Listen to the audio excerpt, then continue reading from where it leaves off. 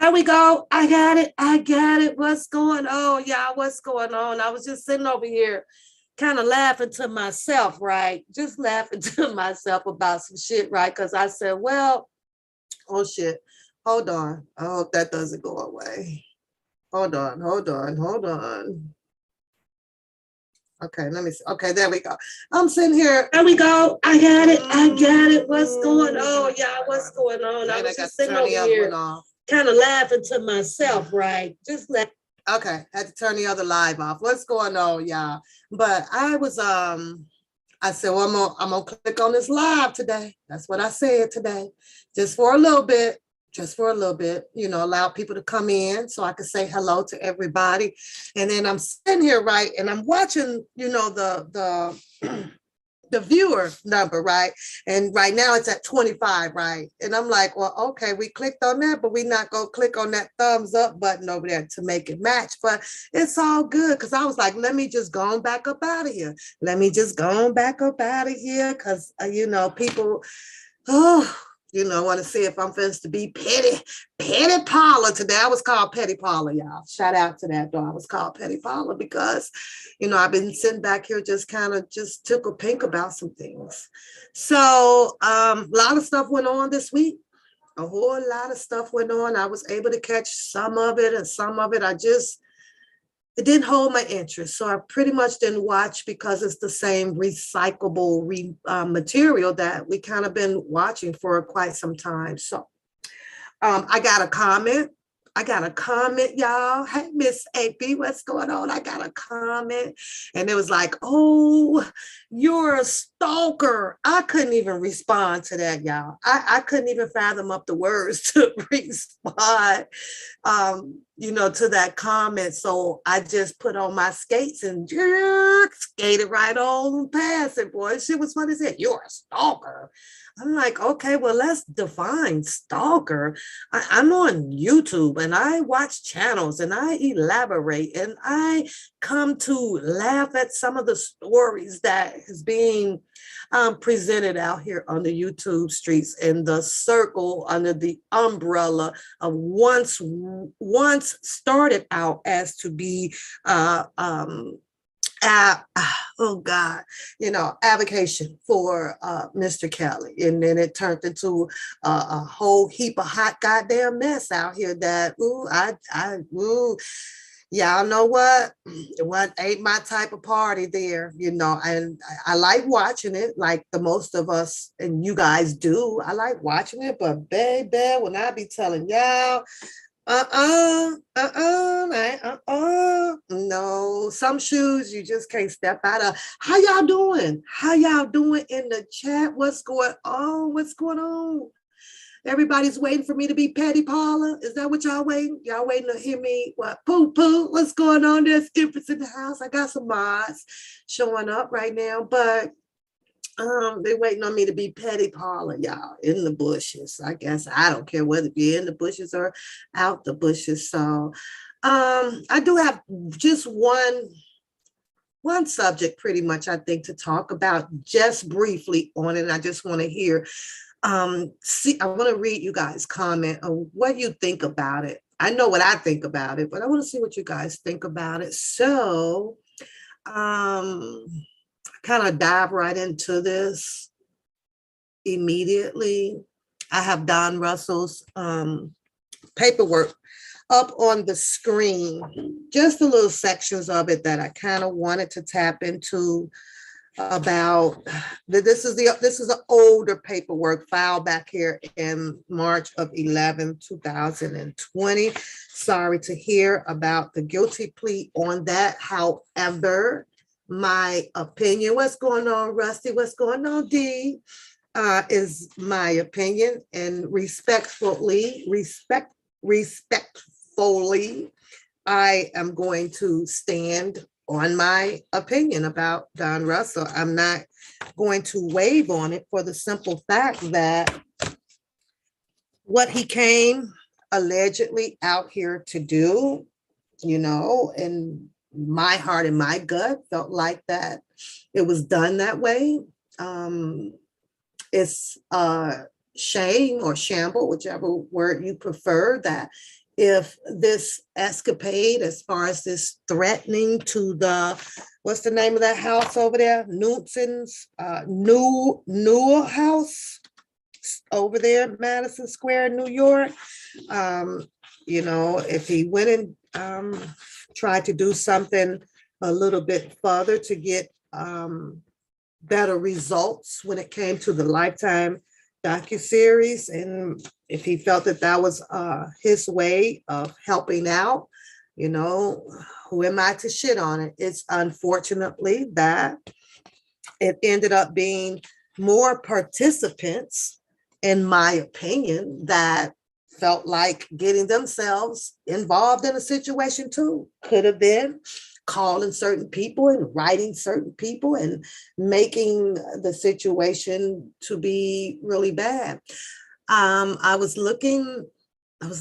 I don't think I watched it. I think I was laying in bed. I'm not sure. And some paperwork or something was read, the newer paperwork, which I have. I have the pacer up. I have paid for it. So I will be delighted to, I guess, go ahead and read through that. It's 35 pages long, minus 3 or 4, because some of them is worth skipping through. It's just usually the headlines and the titles of the sanctions and all that diplomatic law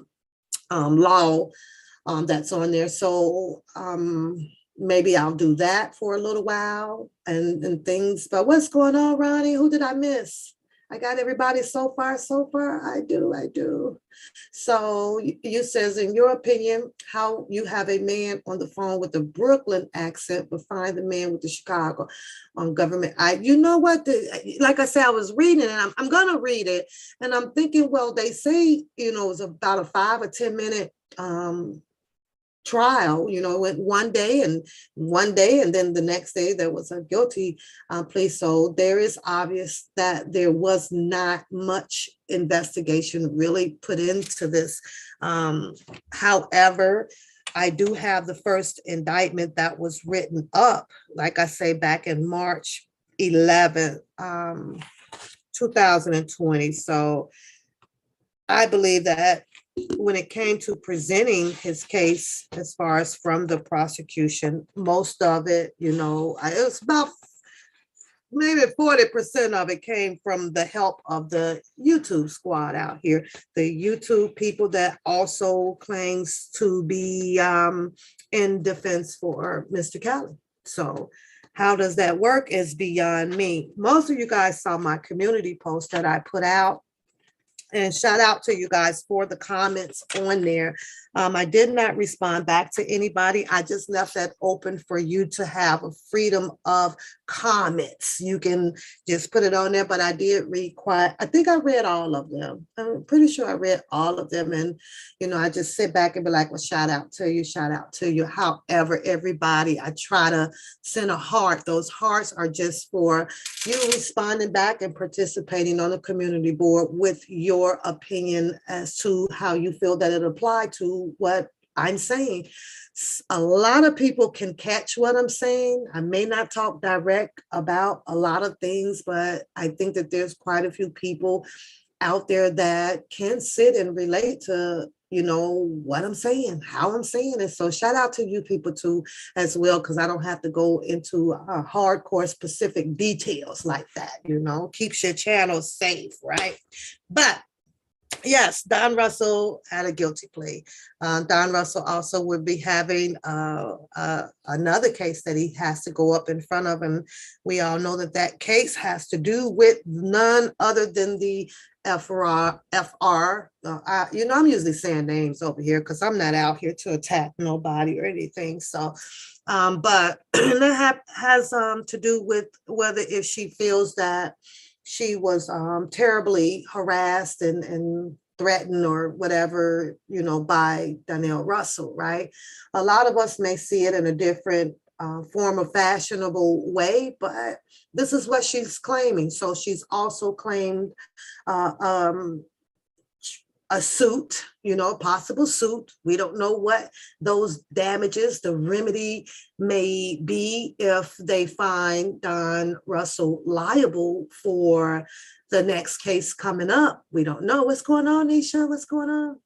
We don't know, right? And you know, I think about that. So she has this one coming up with her suit against Donnell Russell, but she also still has the suit in Chicago with Mr. Kelly on the civil suit. And I'm sitting here going, wow, that's, you know, double tap. I hate to call it double tapping, but you know, it's, you know, she gonna double tap. She gonna double tap, you know. And so it tells me that she's planning on walking away with a hefty bag. Now she may not get it right away.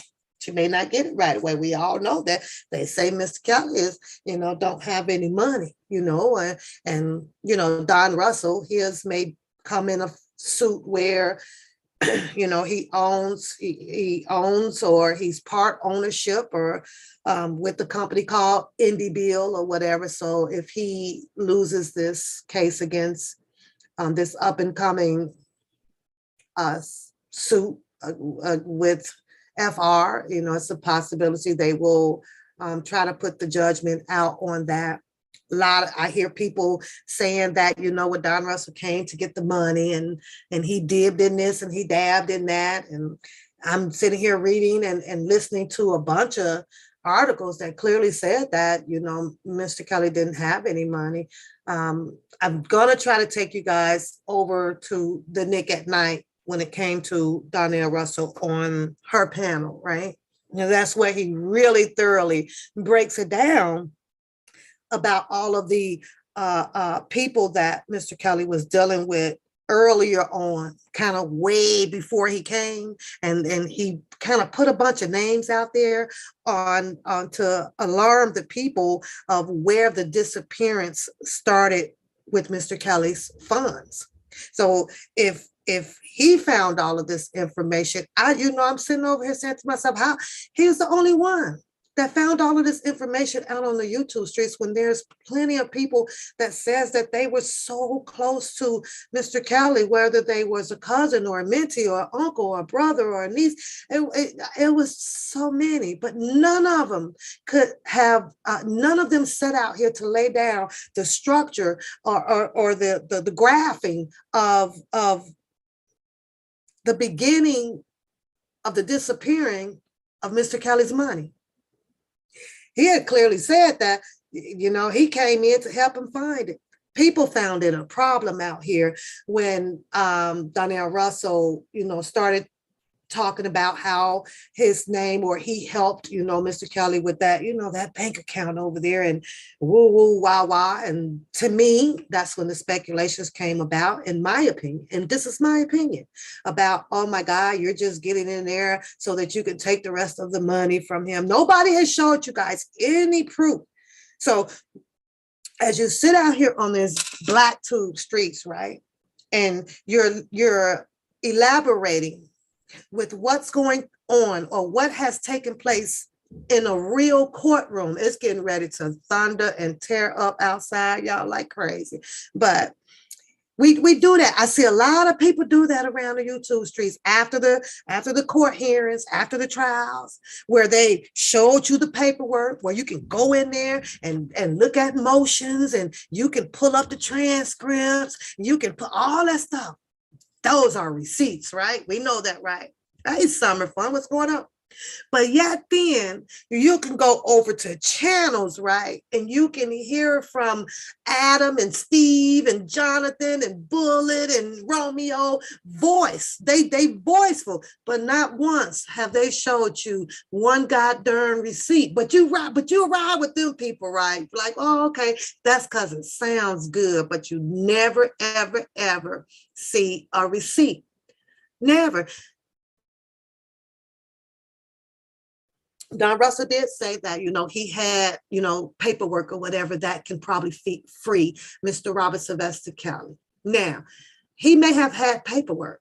He was reluctant on who to work with, you know, who to give it to. There was no, hell, if Mr. Kelly didn't trust no damn body, I don't understand like how, you know, he would thought that he can trust anybody. So I think that he held that. In my opinion, I think that he set out here and visit many channels long enough to say, well, wait a minute, it's a whole lot of snakes out here in the grass. I bet not put this type of information out here. However, he did show us quite a bit. Yeah, he told so much out here that you would never hear from anybody that I believe, started feeling some type of way about, Donnell Russell. I always said that if I was shown something or a little bit differently than what I'm hearing out here, then I'll stand on recanting my story. But however, after reading the paper, I read briefly through it, but I'm going to read thoroughly through it. I don't see where his case was proven in court to find him guilty other than, he did state that, well, yeah, I made the phone call. That was done over here on my channel when I asked him, is there anything, if you could do, would you take back and things like that? And he did say, he would have probably never, he'd have thought twice about it. But his only mission that he was thinking about was, he wanted to help get Mr. Kelly's story out there before the Lifetime docuseries, because you knew once the Lifetime docuseries story got out there with a bunch of alleged accusers, then, and it's going nationwide, everybody watches Lifetime, then the perceptions towards Mr. Kelly would be very, very devastating. And guess what happened? It did. It tore the world up out here. And now it's Mr. Kelly is this, Mr. Kelly is that, Mr. Kelly is this. So, you say he wasn't here to help Mr. Kelly. Like I say, Charlotte, I see it differently. I see it differently. So you say you told Don Russell have been saying that Don Russell he was here to help the government. Well, I guess, I'll say this though, Charlotte, then I guess he must have let Mr. Kelly off pretty freaking easy, because I didn't even see anything or hear anything about that man taking a stand in New York to testify. Do you know how easy it was for him, if he was to be against Mr. Kelly, to take the stand? He could have took the stand and never even had a trial. He could have been, they could have swept his whole trial up underneath the rug. He could have did it that way.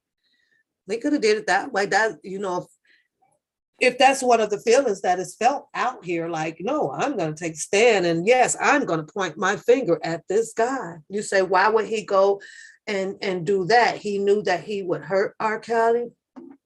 Oh, but I mean, because you just said that it's a lie. He wasn't here to help R. Kelly. That's why.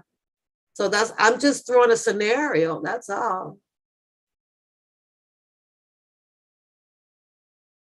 Making threatening phone calls, but not guilty on conspiracy.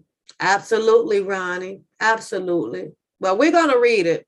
Let's read it, Charlotte, and then let's stop it, and we'll you can throw your red flag up or your white flag up when you want me to. I can keep going, but if I see the red flags in the room and there's something that you guys want to address that clearly can show you guys that, okay, well, yeah, he's against Mr. Kelly. He took all of Mr. Kelly money. He took all the money. He took all the publishers. He took all of this. He took all of that, right? And I'll have to say this though, Ronnie. I mean, not Ronnie, Charlotte. I'm sorry. That outside of that, he says that he spent time with Keith. You haven't heard Keith say anything about Don Russell, even though we can't expect him to do so, but you would think that if Mr. Kelly, best friend or whatever, the person that's in charge of whatever he's left him to be in charge of, and that is Keith, right? And Don Russell just went through a trial, right? And you know what I'm saying? Keith could have been at that trial saying, Don Russell, yep, him right there. to help defend Mr. Kelly, if that makes sense to you. If Keith rides for Mr. Kelly and Don Russell is doing or has done some things towards him, hell, I'm gonna take the stand. I'm gonna get you away from my best friend or from the guy who trusts me. He says that they even spent time together. You mean to tell me that Keith wasn't able to detect any wrongdoings about Mr. Donnell Russell? You said, but he do owe R. Kelly $1 million. Don Russell owes R. Kelly $1 million. Okay, well, let me get the paperwork. Let me get the paperwork up. Let's get the paperwork up. Let's go over it and put the red flags up if you want me to stop. It's not kind of really why I wanted to start today, but since it's 35 pages, then I guess we might as well go ahead and start here and briefly read through this. So let's read it, because right now this was just a charge about him making a call to the Knudson's house over there in New York. Okay, somewhere the call was made, placed from his hometown, Chicago, from in his home, and somehow they traced and tracked these calls. From what I've heard, that there was more than one call in for his call in. The guy who received the call, the employee that received the call, said that it sounded like this voice and it sounded like this voice and it sounded like that voice. And I believe that was one of the techniques that Mr. Freeman, Don Russell's attorney, tried to use. I believe that was one of the techniques that he used, that you guys just did not prove that this was Don Russell, on the call. However,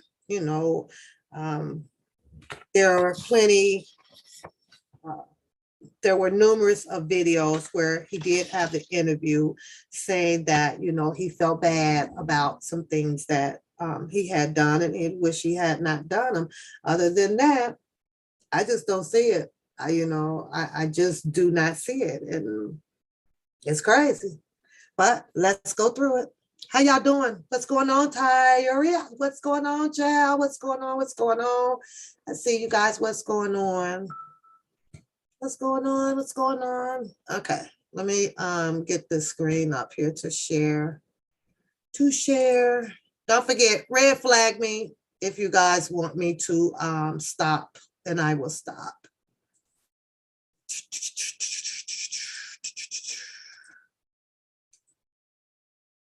There we go. There we go. Can I get a thumb up? If you guys, I can see it if it's on the screen, but just let me know. Let me know. You say, what happened to the paperwork to set R. Kelly free? Maybe it was sent. Maybe they just didn't use it. Maybe it was. How do we know? How do we not know whether it went there or not? How do we know? I don't know. That's just what he says. He says that, but he also says that he couldn't get anybody to work with him. Hell, how do we even know that he did have anything? Maybe he was bluffing just to see, who was going to bite that bait out here, and maybe that would have told him who he could trust and who he can't trust. Maybe that was just one of his strategies to say so. I don't know. I do not know. All I know is that a blogger or a YouTube creator asked for it, and he was like, well, what? I don't know you. Why would I give it to you? He also said that he couldn't work with Greenberg. I don't know if that's true or not. I'm only just going by what I'm hearing also as well. But it turns out to be, I don't think that you can tie him with Greenberg at all. Nobody's tied him with Greenberg. And here it is now where you have 45-50% of people, when I took the survey, that says that Mr. Kelly should not be working with Greenberg. But no, you can't tie.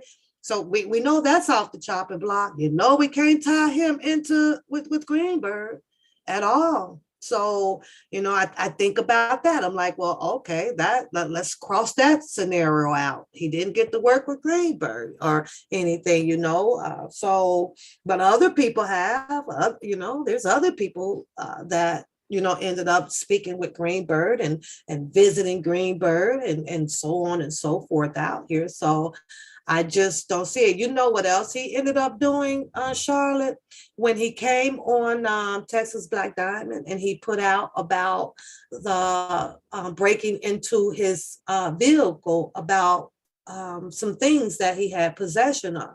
And he had said that he believed that, it was Angelo Clary or his son or something like that, right? Here's let me drop this one on you, Charlotte, right? So tell me if you remember this. You remember Don Russell coming out, text like that. He showed all the videos, right? And someone broke into his car and woo, woo, woo, woo, woo, right? And he kept saying, oh, I think, something had to do with Angelo then, right?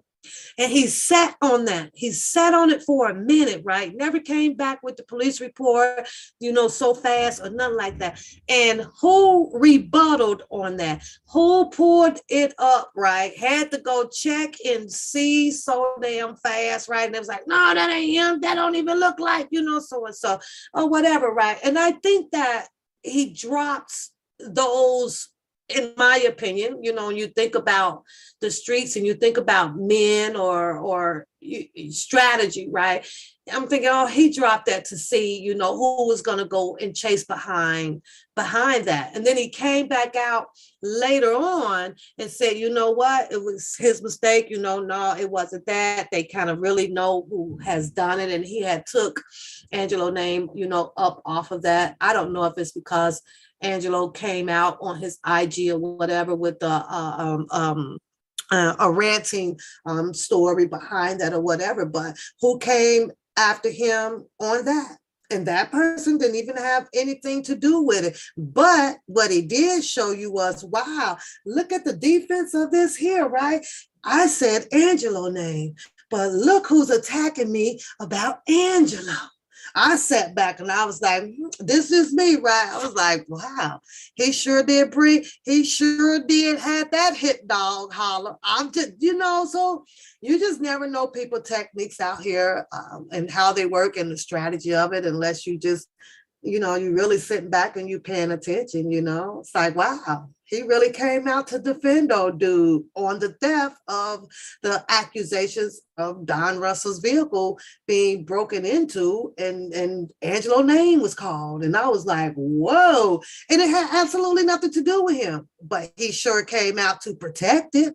Now, I don't know whether he came out to protect the name or the presence of the story of Angelo Clary, or did he come out to say, you know what? No, you're doing too much or you're lying. I don't know, because that, that guy over there too is woo, man, that's a piece of work there, and you literally have to know how to deal with that one as well. And it's basically just one rule with that one. You have to be slow to speak and just quick to listen with that one, because you'll catch it all the time. You will. But here, near, or there. So let's go into this. What we have here is just the content. I'm on the wrong screen. Let me go over here. Content of what's going on. The table of contents over here. So all the general instructions that played out for the I think it was the juror instructions as to the specific charges. Yada yada yada. I know all of that. I'll go slow on the screen in case you want to go back and copy it off the screen.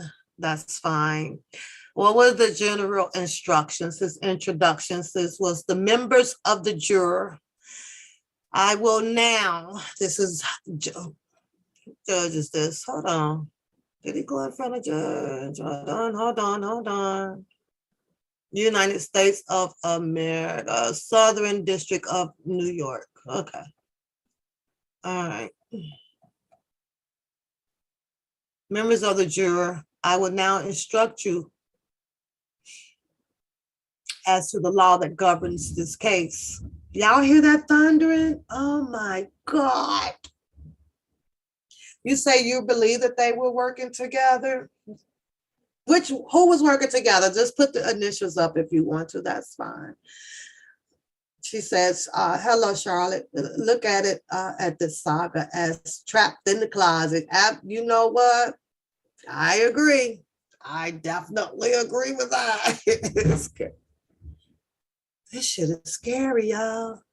My dog gonna start barking because it's gonna kind of sound like fireworks. Please read along with me. You will be able to take your copy of instructions into the jury room and to consult them during your deliberations. There are 3 parts of these instructions. I'll begin with the general instructions. I wonder if I hope it don't knock my Wi-Fi out, y'all. Jesus Christ. Then I'm going to share some other good news with you guys before I get off. I will begin with the general instructions about your role and about how you are to decide the facts of the case. What happened? I will then give you instructions that are specific to the charges in this case. I will close with instructions about such matter. Is that big enough? Can you guys see that? Do you need me to blow it up? My bad. I forgot all about y'all for a minute. Let's see if I can get this bigger. Oh, it's at 125. Let's do 150. Okay. Is that big enough? What's going on, Dip Dip? What's up? Is it big enough, Charlotte? Is it okay? Hey, Louisa. Hey, Jason. What's going on? Charlotte right now is my only mod in the room, so. Is it big enough, Charlotte? I'll continue though. What's going on, Gigi? What's going on? What's going on?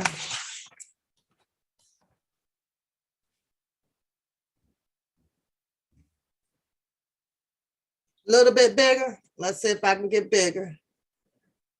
It's gonna be off the screen, Charlotte. Okay, that's 175 there. Okay, Pooh's still here. Okay, you can fall in the bushes then, Pooh. I'm just making sure some more than Charlotte is here, that's all. You say we have to get ready for Rashonda and Lisa Van Allen. Yeah, we ready. I do. I need to go get some Snoop Dogg, don't I? Okay.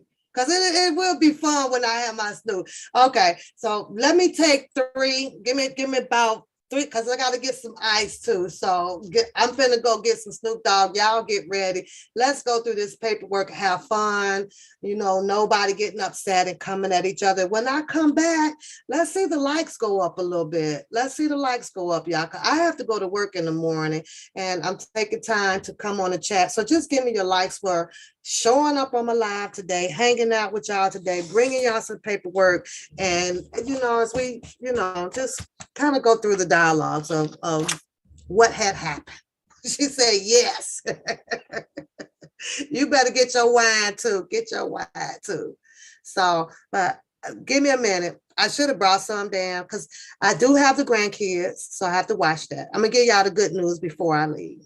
Okay. I have a new granddaughter. So that makes 5 boys and 1 girl. She is 2 days old.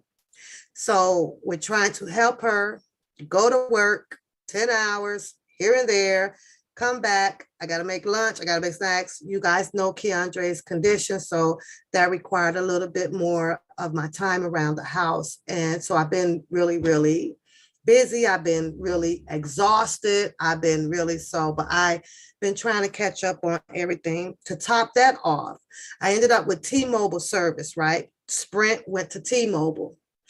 All of my years at work, I've never had a problem with my phone. Thank you, dear. Yep, she's 8 pounds, 6 ounces, you guys, full of hair and whatever. Maybe sometime later, I will show you guys later on down the road, but just not right now, okay? But yeah, went to T, you know, and I'm losing all kind of signals everywhere, driving around, everything, right? So within the last 2 weeks, so I have really been, you say, Pap, you don't even, I see you, Unique. What do you mean I don't speak? I did roll call, girl. You're late. wait, because I would have sure thrown you up there. Wait, here's your hugs. Here's your, here you go, Unique. Now I'm just gonna smoochies all over you since you put yourself in the spotlight. So that's thank you, Ronnie. So hopefully she'll be home tomorrow and my life can resume back, you guys. But yeah, it's fine, girl. She hasn't named her yet, so I don't know the name. She says she's still thinking. I don't know. You know, it is. Y'all, Unique says that I know speak your heart. Unique, don't be like that. I'm gonna throw all. Thanks for coming, Unique. Thanks for showing up and supporting. You know you belong over here, girl. I'm going to get my Snoop because Gigi said I got to have Snoop while we're reading. So hold on a second. Let me put this on for y'all. Hold on. Let me see if I can move this down. Yeah. Let me stop this for us. No. Yeah. Wait a minute. Let me see if I can do it this way. Yeah, I'll do this. So that way I don't have to close it out. 8 pounds, 6 ounces, 22 inches long. Big baby. It's a big girl. It's a big girl. It's a big girl.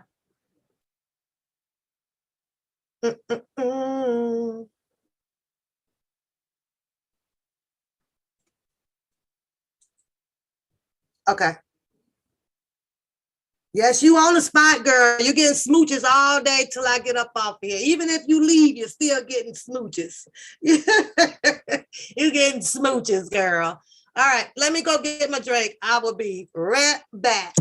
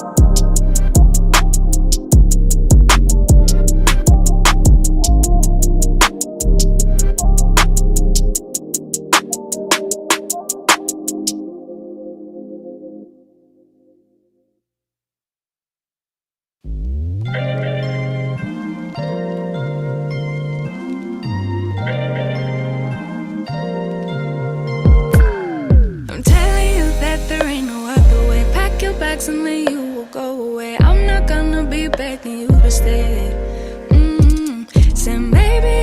asked me yesterday, I would handle this differently. Things are different, I'm a new me. That's not gonna happen. That's not gonna happen. That's not gonna happen. So even if you're asking, even if you're asking, 'cause I do what I do, and it's time for something new, yeah. Gotta know when to let go. Gotta know when to let go. Gotta know when to let go. Sometimes giving up can make you grow. Can make you grow. Can make you grow. Ooh. Don't wanna be stuck in a spot, telling you it ain't what I thought. Don't wanna be stuck in a spot, 'cause I don't really like what I got, so I change it bit by bit. It's not ungrateful, just being helpful for me. Stop that. All right, you guys, I am back. Let me put that back up on the screen. Y'all see all my music on there? Woo! I hope y'all wrote those down so then y'all can play them yourself. I don't see Galatians in the chat. I be seeing Galatians everywhere. Somebody go wake her up. She's one of my mods. I don't see her at all. So, where were we? There we go. You got some, yeah, go get your bourbon. Let's just go through this. Let's go through this paperwork, you guys. And don't forget the red flags. I'm looking at the red flags only in the chat. If you want me to stop, I got my Snoop Dogg up on deck, y'all. I'm slurp. Let me tell you, I went upstairs. Somebody must have shut my ice maker down. You know how you lift the lever up in the freezer, right? So it stops making ice and it's empty. So I had to run out to the other freezer and grab me some more extra ice, that bags of ice that I got out of there. But okay, here we go. You still here? Put a red heart in the chat room, and if you're not, that's cool too. That's cool too. Catch it on the replay. There are 3 parts to the instructions, and we read those, so let's keep it moving. It is important that you listen carefully. I am reading these instructions from a prepared text because the law is made up of words that are very carefully chosen. This is not, I see you, Gigi. Thanks for hanging, girl. This is not a time to ad-lib. When I tell you what the law is, it is critical that I use exactly the right words. I'm wondering if she's saying that because, you know, Jennifer Bungie, like, I don't think so. I think that I'm hearing a little bit of miscarriage of justice around here. So I'm just wondering if that ad-lib was thrown in this part of the paperwork, just, you know, just because that was just a little humorous thought, you guys, about Jennifer Bonjean saying, not today. The role of the court, my duty at this point is to instruct you as to the law. It is your duty to accept, means you got to take these in, and I said it, and that's what I meant. Accept these instructions of law and to apply them to the facts as you determine them. With respect to legal matters, you must take this law as I give it to you. And if any lawyer has stated a legal principle different from any that I state to you in my instructions, it is my instructions that you must follow. You are to consider these instructions together as a whole. In other words, you are not to isolate or give undue weight to any particular instructions. You must not substitute your own notions or opinions of what the law is and what it ought to be. And we do, okay, I got a sidebar right quick. Because we know we got a whole lot of people out here be doing what the law ought to be. We know that. What's going on, Mills? Thanks for coming over. We know, we hear that. Y'all know we hear what the law ought to be. We hear a lot of people out there, just like that one comment that I got earlier. It's about, you is a stalker. I need her to define a stalker, what she want it to ought to be. I'm like, if you don't get your behind out my comments with this stalking bull crap, girl, shoe fly. Either way, I'm not going to give that person any attention. C is the role of the juror.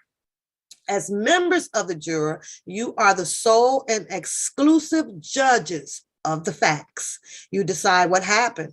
It is your sworn duty to determine the facts based solely on the evidence received in this trial. I can't wait till we get to the evidence off of a 5-minute deliberation, y'all. I can't wait. I want to see what the evidence was, right? So, and here's what we'll do. When we get to the evidence, and as you guys have heard Don Russell on several platforms. I'm talking about Toxic Diamond. I'm talking about Nick at Night, TBD. He also appeared over here. He appeared with Scooby-Doo. He appeared several channels, here and there. If you guys can recollect what you guys had heard him mention out of his mouth, if it applies to some of the evidence that we're going to show on this paperwork to the people, go ahead and put the white flag up in the chat room. There's one right there, so that we can kind of get an idea of whether, if you really feel that Don Russell should have been given a guilty plea, or if you feel, we talk about emotions now. We're going to run some emotions, because a lot of us like to do emotions around this damn camp out here. You did that. Okay. If you feel that type of way, whether he should have been found guilty, let's see some flags. We're doing flags today. Man down. Hold on. Role of the counsel. Now she's giving them the role of the counsel. The personalities and the conduct of the counsel in the courtroom are not in any way at issue. If you form an opinion of any kind as to any of the lawyers in the case, favorable or unfavorable, whether you approve or you disapprove of their behavior as advocates, that should not enter into your deliberation at all. Meaning that if the prosecutor should be like, well, what, fuck, you're going to say that, and I goddamn it, I'll check, that is not to be debated or even discussed about in the chambers of the goddamn juror, and vice versa with the defense. Well, fuck you, and that's a miscarriage, that's just obsolete in their, opinion, deliberation behind the walls at the table. So whether you approve or disapprove of their behaviors as advocates, that should not enter into your deliberations at all. Ted's going to be barking, so y'all, I apologize, but it's going to sound like fireworks to him. What's going on, London? And it annoys him, okay? And there's nothing that I can do about it right now. I'm not going to muzzle my dog. I don't do animal cruelty, okay? And I'm not going to bring him down and pat him on my damn lap, because I don't feel like it. A lawyer has a duty to object when the other side offers testimony or other evidence that the lawyer believes is not admissible. It is my responsibility to rule on those objections. Why an objection was made or how I rule on it, it is not your concern. She is still speaking to the juror. What's going on, Capone? What's going on? So can y'all imagine her, the judge? I don't know, you have too many judges. I don't know, judge, they'd be like, I object to your shit too. Go sit down. It is my responsibility to rule on those objections. Why an objection was made or how I ruled on it, it is not your concern. You should not draw any inference simply from the fact that a lawyer objects to a question, or that I sustained or overruled an objection. She goes down to rule E, sympathy or bias.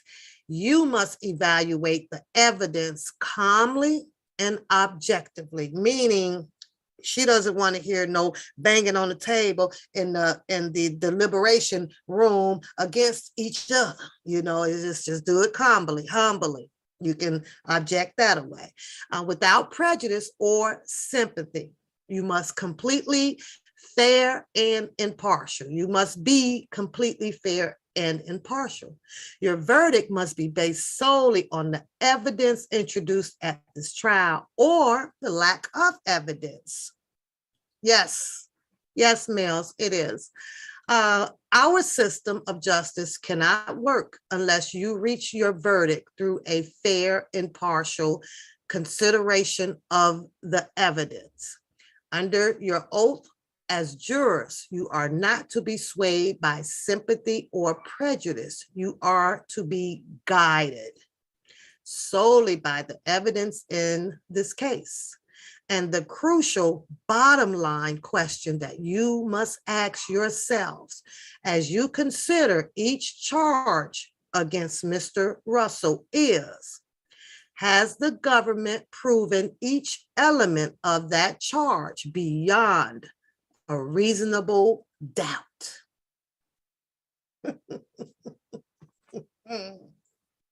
Let's continue.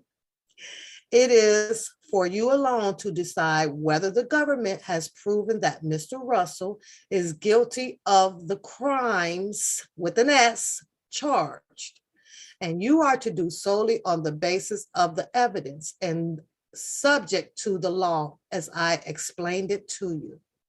If you let fear or prejudice or bias or sympathy interfere with your thinking, there is a risk that you will not arrive at a true and just verdict.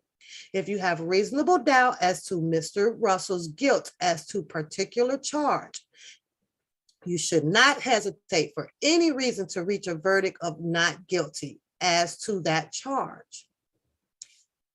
If you have reasonable doubt, let's read that again, as to Mr. Russell's guilt as to a particular charge, please do not, it doesn't say that, but you should not hesitate for any reason to reach a verdict of a not guilty as to that charge.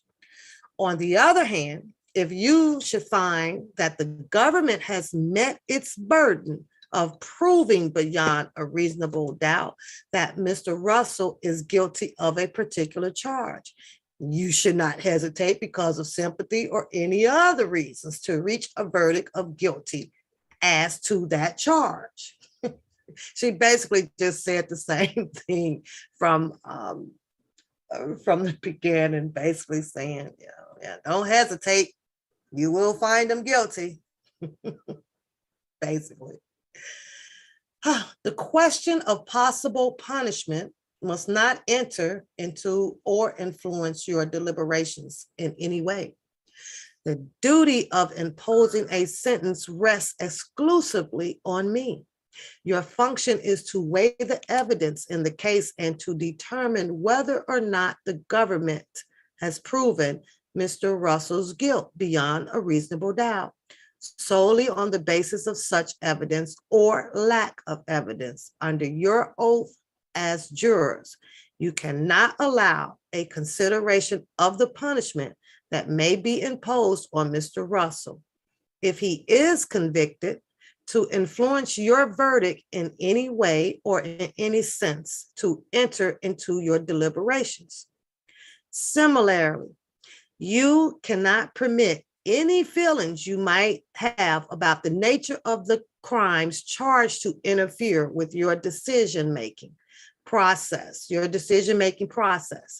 Your verdict must be based exclusively on the evidence or the lack of evidence in this case. All persons equal before the law. Put a white flag in the chat if you believe that that statement is true, and put a red flag if you believe that it is not true. What's going on, APZ? What's going on? It was a sip time, y'all. I had to do a sip.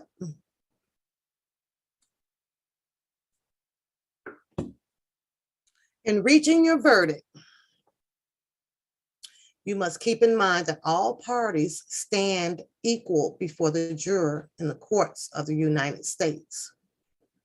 The fact that the government is a party and that the prosecution is brought in the name of the United States does not entitle government or its witness to any greater consideration than that accorded to any other party. By the same token, you must give the government and its witnesses no less consideration. That goddamn copy and paste paragraph was manufactured back in 1708 and they still using it. Copy paste. Put that in there. In reaching your decision as to whether the government sustained its burden of proof, you may not consider any personal feelings you may have about the defendant's race, religion, ethnicity, national origin, sex, or age. Yeah. Martin Luther King kept saying that too, but some reason a lot of people didn't abide to that either, but I will carry on. All persons are entitled to the same presumption of innocence. Really?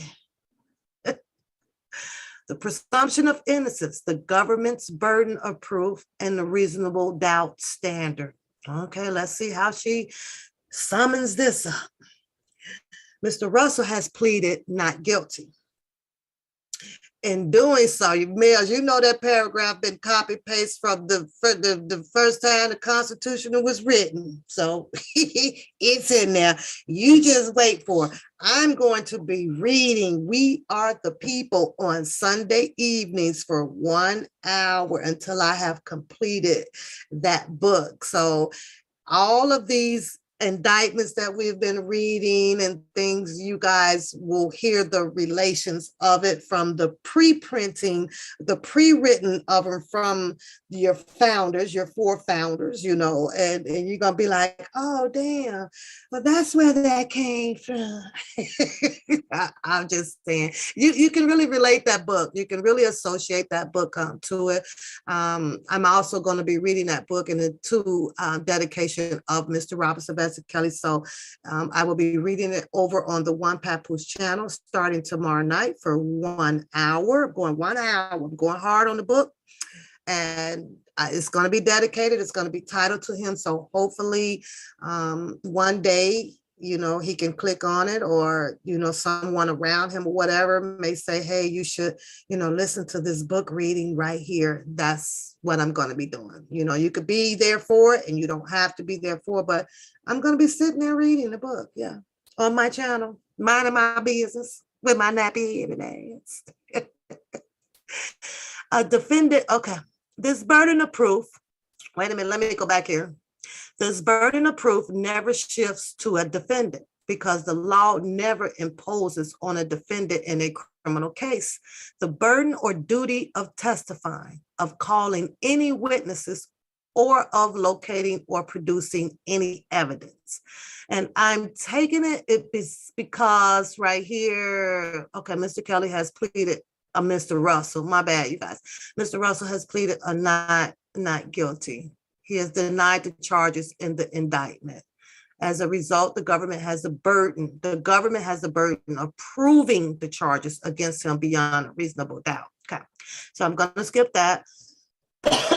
A defendant does not have to prove his innocence. Shit, not since the 20th century. Shit, I mean, it's not supposed to be like that. You're not supposed to have to, you know, go in there and plead your innocence. And we all understand that. But now with the way we saw the shift of the, I'm going to say the shifting of the alleged laws. She say, shoot the rabbit. Don't be shooting the rabbit. I can come on my screen if y'all want. I can come on if y'all want to. But yeah, the shifting of the laws, you guys. So I'm almost very close at the edge of saying, shit, I'm coming in here to prove my goddamn innocence. You know, you withheld that back and you are sitting here and we're the people, I'm going to say the people are allowing prosecution to prove that you're guilty. Listen, it's almost like it's working. All they're doing is compounding their theses, the synopsis, and then they get people to collaborate with what they're saying and dance by our music, and voila, there's magic. Guilty.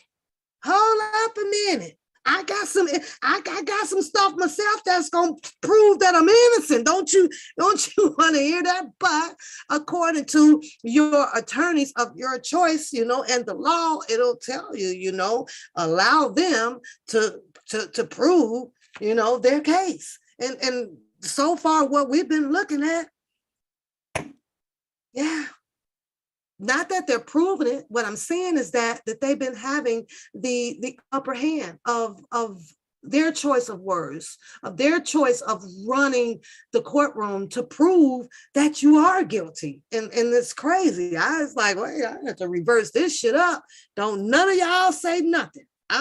This is where I know for a fact I'm innocent at. I done did this, I was here, I was over there, this is who I was with, and so on and so forth. I don't think that I can stand there and give the government, all of this time for them to find and talk about me. I'm gonna talk about me. I'm gonna bring my proof, but it's the law. And I just, I don't know if I like it anymore written this way. A defendant does not have to prove his innocence. To the contrary, Mr. Russell is presumed. That means presume. I want you as a juror just to give him the benefit of the doubt. Right now, as he come into the courtroom, we want you to look at him as innocent. But the minute this goddamn government start going in and you don't hear too many objections from the defense, you are to find this defendant guilty. That's just my opinion. That's just my opinion. Like, hold up, stop the press.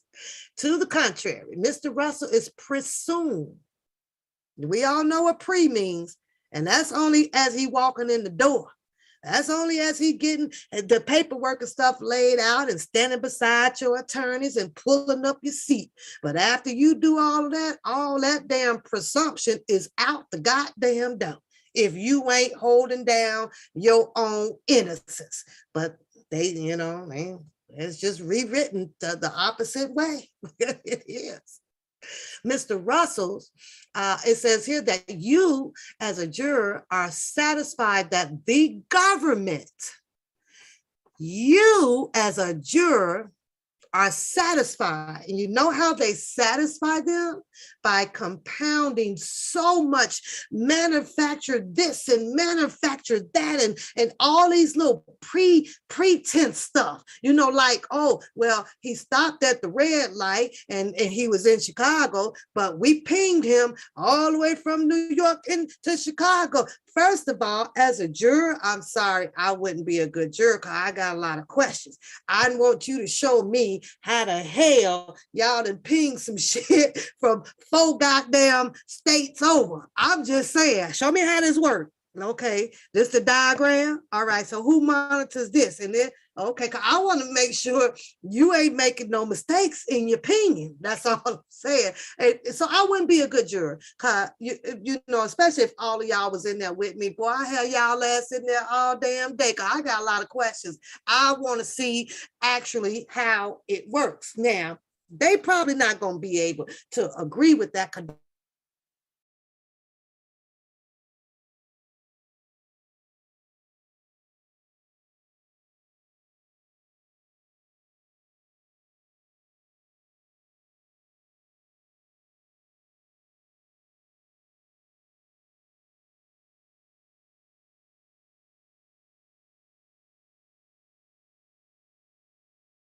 Won't show me the shit, so I can't make a good decision. My Zoom is cycling, so I hope it don't cut off, y'all, because it's storming over here, so let's keep it moving. It says here that the burden of proof never shifts to a defendant, because the law never imposes on a defendant in a criminal case the burden of duty of testifying, of calling any witnesses, or of locating or producing any evidence. A defendant does not have to prove his innocence. To the contrary, Mr. Russell is presumed innocent until such time, if ever, that you as a juror are satisfied with the government has proven him guilty beyond a reasonable doubt. Why she didn't say with the exceptions of it, if you are satisfied with the defense proving him innocent? Why that part that in here? Why that part at? Why that's not in here? Put that in their heads too. That's all I'm saying. Put that in their heads too, that the defense can also come back and prove, that he is innocent. I'm talking about in general of people, not just Don Russell, even though this is Don Russell's paperwork. I'm just saying. I'm like, oh, Lord, add that shit in there too now. The defense could be coming back with some shit. Hold on. Mr. Russell began the trial with a clean slate. And this presumption of innocence alone is sufficient to acquit Mr. Russell, unless you as jurors are unanimous. Now, she told the juror that Mr. Russell, I don't know why I keep saying Mr. Russell, in this presumption of innocence, she says begin the trial with the clean slate. It was a clean damn slate, and you wouldn't even be there having a damn trial. You wouldn't. I gotta take a sip, y'all. Snoop Dogg, where you at? I don't know about Snoop Dogg, y'all, because Snoop Dogg, he got his ass over getting in a whole bunch of heap of ass trouble as well. I thought the Democrats actually was going to be making sure Snoop Dogg, is going to be covered in everything, but I don't know how much longer, after all the donations allegedly that he be pouring into the party of the Democrat. I don't know how much longer they gonna be able to cover old Snoop Dogg as that damn chick was able to allegedly reopen the case after dropping it. Oh my Lord, here we go.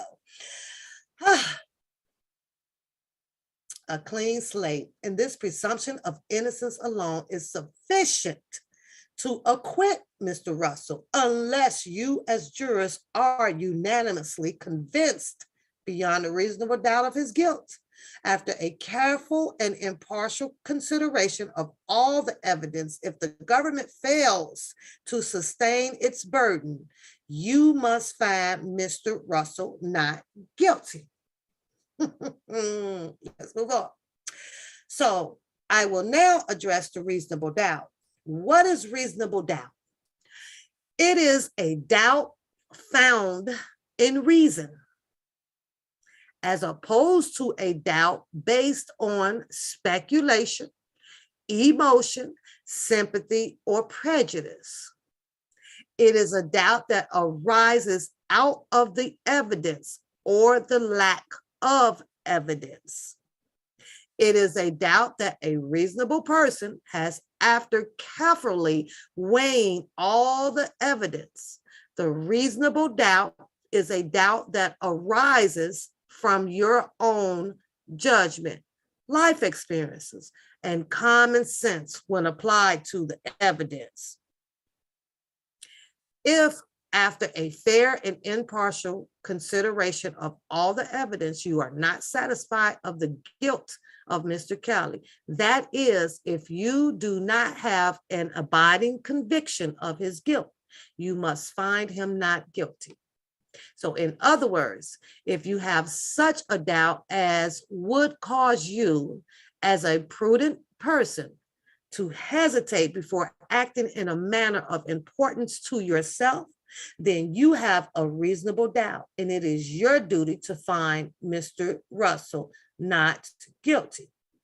On the other hand, if a fair and impartial consideration of all the evidence, you do have an abiding conviction of Mr. Russell's guilt, So in other words, a conviction you would be willing to act upon without hesitation in an important matter in your own life, then you have a reasonable doubt. It is your duty to find Mr. Russell guilty. Reasonable doubt is not whim or speculation. Yeah, Miss AP, I agree. I'm still reading the story, waiting on some more information to drop pretty much on that, but the article is pretty much in depth. They got it pretty much laid out of their focal point on it. So I'm just waiting on some more of that. Reasonable doubt is not a whim or speculation. It is not an excuse to avoid the performance of an unpleasant duty. Reasonable doubt also does not mean beyond all possible doubt. It is practically impossible for a person to absolutely, completely convinced of any disputed facts that by its nature is not susceptible to mathematical certainty. If I did not speak to you guys coming in, because I have started reading this, I want to stop one more time. It says hello to everybody and welcome to the chat. We're just going over paperwork of Donnell Russell's. I'll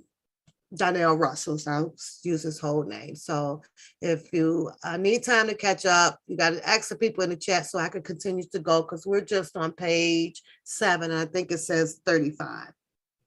So as a result, the law in a criminal case is that it is sufficient for the government to establish the guilt of a defendant beyond a reasonable doubt, not beyond all possible doubt.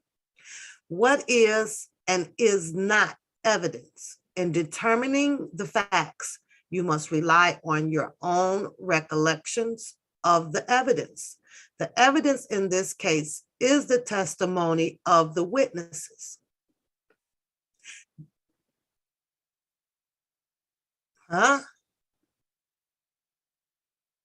The evidence, did y'all hear that? The evidence is, in this case, is the testimony of the witnesses. Now, keep in mind what she just said and gave and defined the reasonable doubt. In other words, you must not go off of sympathy, empathy, none of your emotions, right? Or speculations.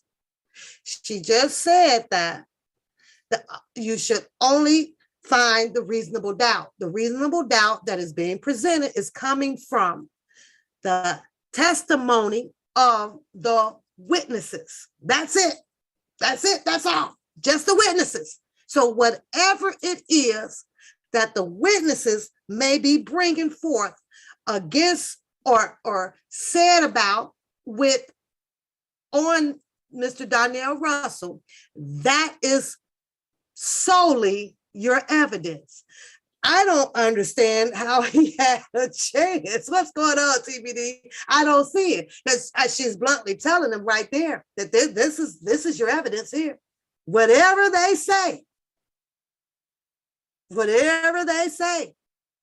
that's your evidence. So it's almost like saying, well, if they said, and if it has something to do with the allegations of Donnell Russell's situation with the nuisance home or whatever, that's what you believe. That's what you believe. That's just my opinion of it, y'all. The evidence in this case is the testimony. Just people telling their stories of what they think has happened. So in other words, they don't have to present a phone log to you. They don't have to tell you what time they clocked in or show you what time a witness then clocked in to work or clocked out. They ain't got to show you that. All the witness got to do is come on the stand and say, well, I was there and I picked up the phone and it was him, and boom, there you go. That's it. That's all they need. That's all they need. It's just for the witness to say so. The exhibits received in evidence and the stipulations or agreements as to certain facts entered into by the parties. When I sustained an objection to a question, the answers that the witness may have given in response to that question is not part of the evidence in this case and may not be considered by you.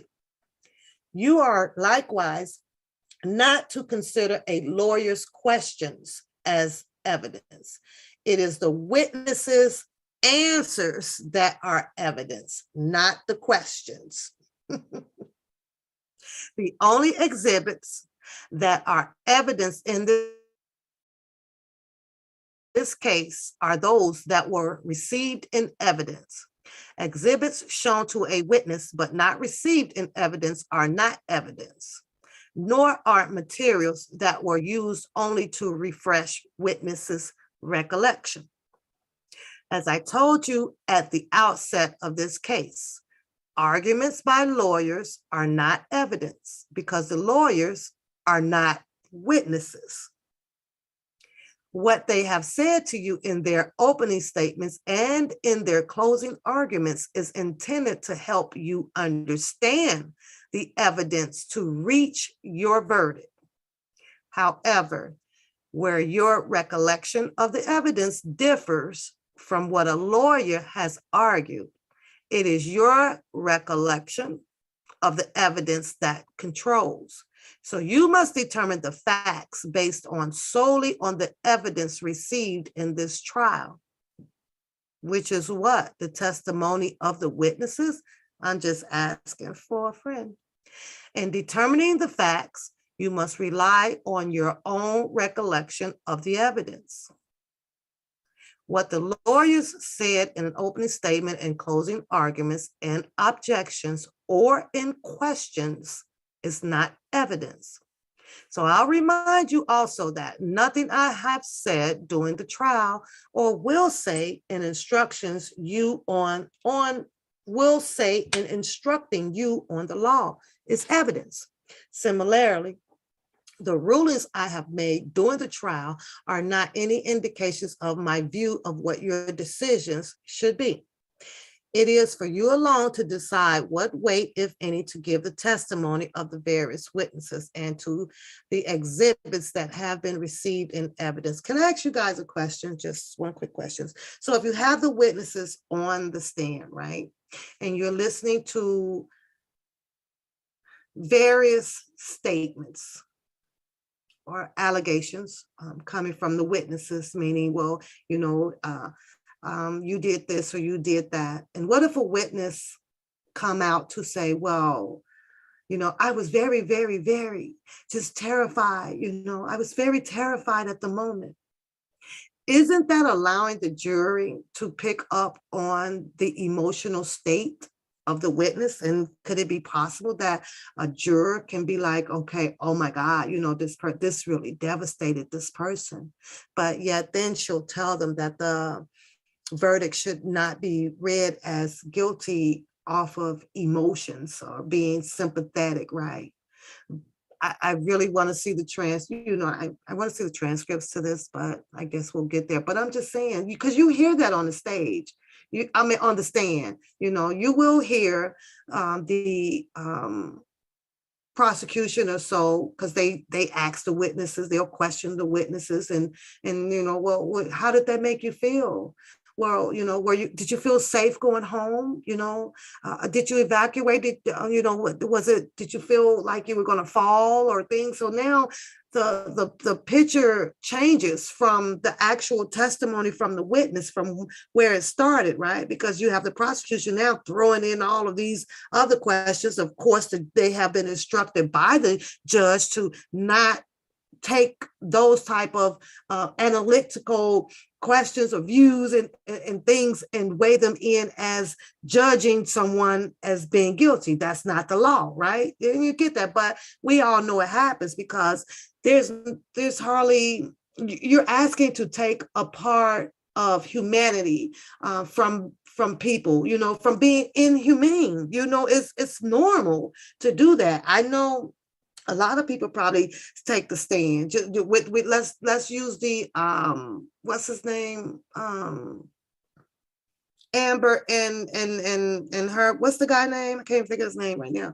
But let's take them. Can you imagine how many people out of the comments and things, and if they were part of that juror, and she fake crying, or a lot of emotions played out in that, a lot of emotions played out. I think that emotions actually weigh a lot, even though you tell the juror to not weigh that in your decision making, right? But I think that that's a hard thing to get around. Johnny. Thank you, Angie. Thank you, girl. Woo, so many names.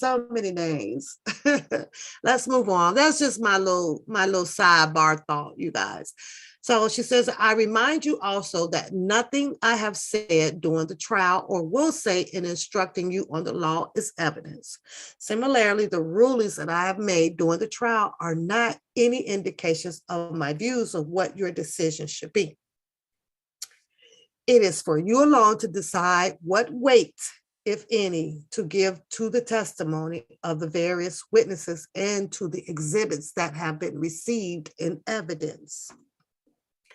Evidence received for a limited purpose. So during the trial, I told you that certain text messages received in evidence could not be considered by the juror for the fourth of the matters asserted in those text messages.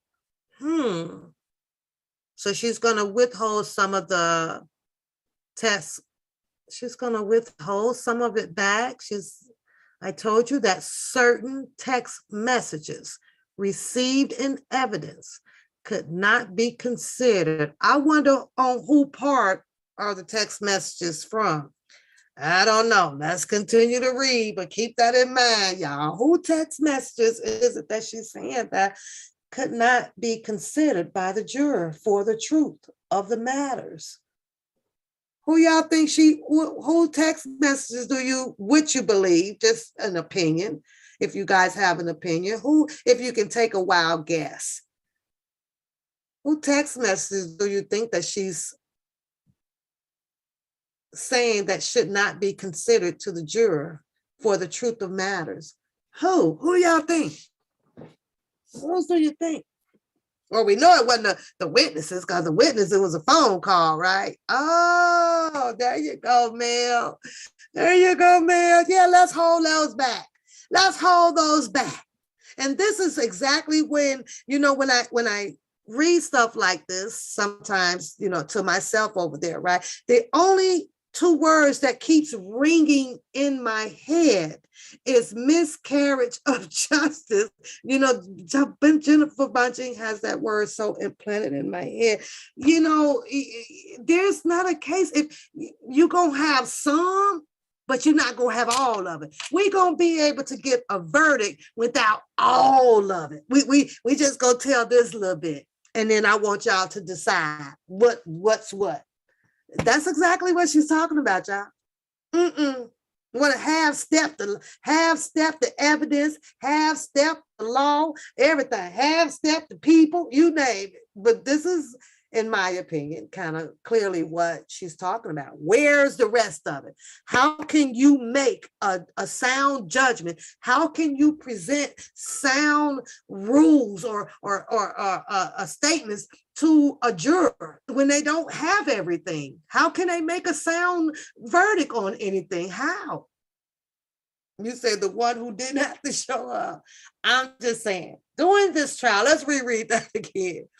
I told you that certain text messages received in evidence, just like that one paper. What's all the other text messages? Y'all remember the other text message that came out in Kelly case? And they blackened it all out on there. So they only read you the part that make it look good in their favor. Y'all remember that paperwork? I got that paperwork. I'm like, what is all these damn black marking on these paperwork? And you put it up to the light. I got it all up to the light because you thinking you could read through a black magic marker, right? Well, what the hell? What this person said? You mean to tell me I'm not supposed to know what this person has said in this whole thread? I promise y'all, I done went and got a fluorescent light. I done went and got the what's that? The infrared light. I'm trying to see through them. I was trying to see through it, y'all. What's going on? I'm like, well, I don't. How am I supposed to write an essay on this paper if I got a text, black marking, a text, black marking? What do you want me to write on this shit? I can't write this up. It's something missing. Where she says, well, not to be considered by the jury for the truth of the matters asserted in those text messages, where I gave you such an instruction, you may not rely on statements made in those text messages for the truth. Text messages from who? She forgot to put that part in there, redacted. I'm just saying, she forgot to put that part. She forgot to assert that part. You may not rely on the statements of KJ made in those text messages. She need to put that in there. Put that in there. It needs to go in there so we can know who it is and why are we holding those messages out. I'm just saying that, complete. Incomplete. Hashtag incomplete thesis. This is all wrong. This is wrong. Let's keep going though. This is wrong. Direct and circumstantial evidence. Let's see what she says about this. Generally, there are two types of evidence that you may consider. Keep in mind, she's talking to the juror. You may consider in reaching your verdict. Direct evidence and circumstantial evidence. Direct evidence is the testimony by a witness about something he or she knows by virtue of his or her own senses. Something seen, felt, touched, or heard. Those are your direct evidence.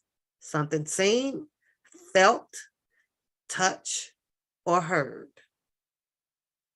For example, if a witness testifies that when he left his house this morning and it was raining, that would be direct evidence about the weather because he can feel it. He can probably touch it with his tongue. You stick your tongue out. He can hear it. You can hear the rain, and you can see it. Something seen. So there's your 4 direct evidence in her example. It was raining. That would be direct evidence about the weather. Direct evidence may also be in a form of an exhibit. Circumstantial evidence is evidence from which you may infer that the existence of certain facts. For example, assume that when you came into the courthouse this morning and the sun was shining and it was a nice day. Assume that the courtroom blinds are drawn and you cannot look outside. So as you're sitting here, someone walks in with an umbrella, which is dripping wet. Then a few minutes later, another person enters with a wet raincoat. Now you can look outside the courtroom to see whether it's raining. So you have no direct evidence of the fact, but based on the facts that I have asked you to assume, you could conclude that it had been raining. Use the response in text to KJ. Oh, probably not. Probably not, Cruzy. Probably not. That's all there is to circumstantial evidence on the basis of reason, life, experience, and common sense. Common sense. You infer from one established fact that the existence of non-existence of some other facts. Blame it on Gigi, y'all. She had me pour up a cup.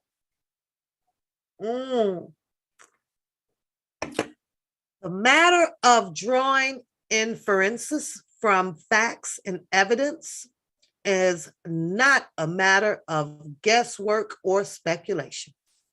An inference is a logical, factual conclusion that you might reasonably draw from other facts that have been proven. Many material facts, such as what a person was thinking or intending, are rarely easily proven direct evidence. So if they have heard, if Don Russell came in, or if it's written in the paperwork or whatever, where he may have used the word, what his intentions were, she's telling them that is in some case where you can consider that being a direct evidence. So Charlotte says she's here listening. Gigi said, I'm loving it. I'm holding it down, Gigi. I got it. I'm just a sipping. If I go to swallow, girl, it'll be all over with. It'll be over with. Often such facts are established by circumstantial evidence. Circumstantial evidence may be given as much weight as direct evidence. The law makes no distinctions between direct and circumstantial evidence, but simply requires that before convicting a defendant, the juror must be satisfied of the defendant's guilt beyond a reasonable doubt, based on all the evidence in the case, whether direct or circumstantial. There are times when different inferences may be drawn from the evidence. The government may ask you to draw one set of inferences. Wow, I think sounds like I'm saying that wrong. While the defendant asks you to draw another, it is for you and for you alone to decide what inference you will draw from the evidence. What is important here is the quality and the persuasiveness of the evidence relied on by a party, not the number of witnesses, the number or verity of the exhibits that party introduced, or the length of time that party spent on a particular subject. Questions by the court. You should draw no inference or conclusions of any kind, whether favorable or unfavorable, with respects to any witness or party, by reasonable of any questions I pose to a witness.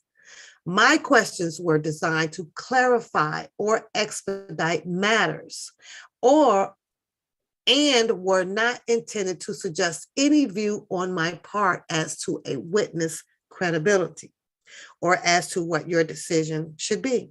The decision here is for you alone. Specific investigative techniques. There is no legal requirement that the government prove its case through any particular means. You are not to speculate as to why the government used the techniques it did. Darn it. Because I got questions about the techniques and the tools that they uses. But I guess can't speculate on it, or why it did not use other techniques. I like that. Law enforcement techniques are not your concern. How y'all feel about that one? How y'all feel about that? Put a boo if you're okay with it, and put a yay. Put a yay if you're okay with it. Put a boo if you're not okay with that. Law enforcement techniques are not your concern. It's not a concern of yours if they pull that goddamn taser out and your ass. That ain't your concern. It's not your concern when you're speeding down the highway, not knowing that they finna throw that goddamn tire trap and put your tires on a flat. You don't need to know that. You don't need to know that.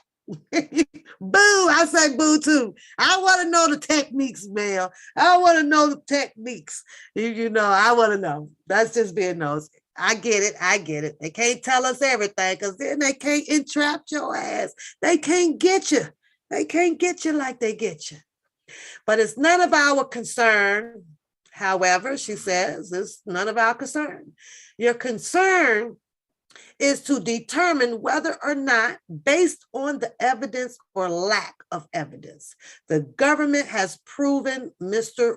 Russell's guilt beyond a reasonable doubt.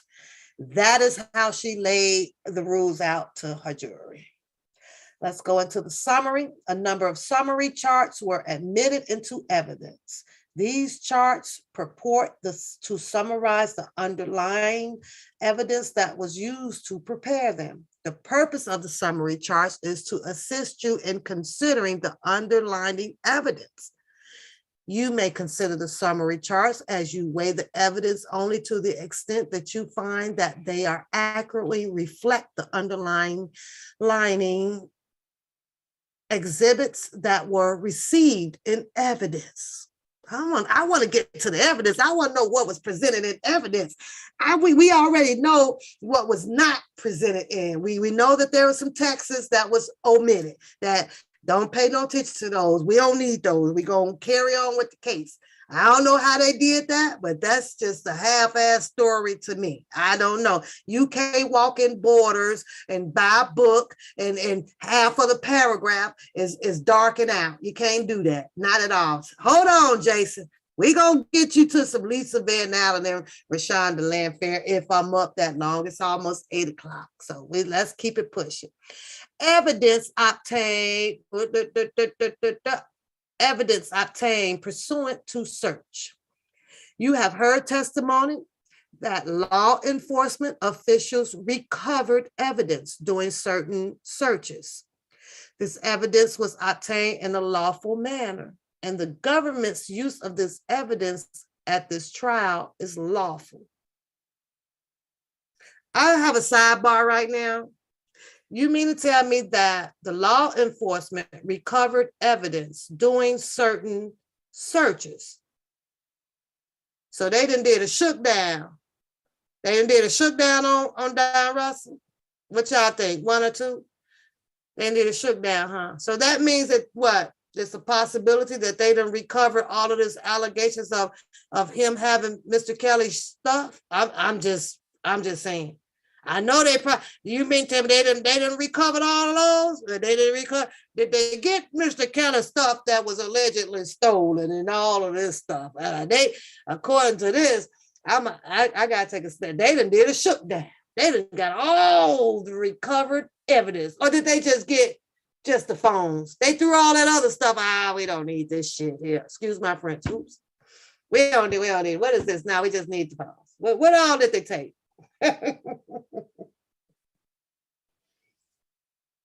The evidence was obtained in a lawful manner, and the government's use of this evidence at this trial is lawful. You said, look at the charges, honey. Well, it was said it was involved in Robert's case. Don has a trial coming up with Ed Donnelly about Faith Rogers. You say, pass the bottle. Pass the bottle. Pass that Cavassier. Regardless of any personal opinions, you may have a TBD. I need your opinion. How much you think that just a humble, just a humorous opinion? How much do you think that Faith Rogers may be trying to grab from Donnell Russell if he's found guilty? Because obviously it's going to be some money involved. It's going to be a remedy involved in that case, Texas, like that. There's going to be a remedy. How much you think she may be searching from Donnell Russell for allegedly harassing and intimidation and scaring her and things like that? She couldn't sleep. She couldn't eat no more. All the pictures were put out and blah, blah, blah. How much you think that she may propose on that? And you know, you leave it up to Gloria Allred on that shit. Gloria Allred, she into the 7 digits. She into the 7 digits. I'm gonna let you know that now. Gloria don't do nothing up under four with 4 numbers to it or 5. You said they just effing us. I'm just saying. Then to turn around, TBD, she comes back, and then now you have the silver suit with Mr. Kelly. When they found out he was, ooh, good. I'm telling you, that's right up Gloria R. Red Alley, girl. You better hide that 15 million, honey. But she about to turn up to 5 for the next one, honey. 5 million. Lord have mercy. Faith Rogers ain't gonna plan on never working, honey, in the rest of her damn life. Never. If she gets awarded something like that, girl, please. The mom and daddy gonna have new church fixings and stuff, all fancy lights and bathrooms. And they gonna be buying an 8-bedroom house, whole bunch of shit gonna pop off with that, because you know they looking for them allegedly a little payout because they went along with it. You understand what I'm saying? Listen here, daughter. Because we could have been mad about our business. You done pulled us up in this stuff. You know, we want our little 10% cut too.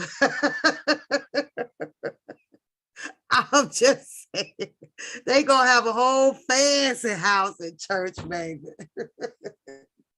You say, remember? Yeah, she added up. Yes, I do. Yeah. I'm for real, Angie. I'm for real. I mean, a church bigger than what's his name in Chicago? What my girl Empress at? That's her pastor there. She love that pastor. TD Jakes, boy. They gonna have a church bigger than TD Jakes. Let me carry on. Let me finish reading this shit before the Snoop Dogg kicks in entirely.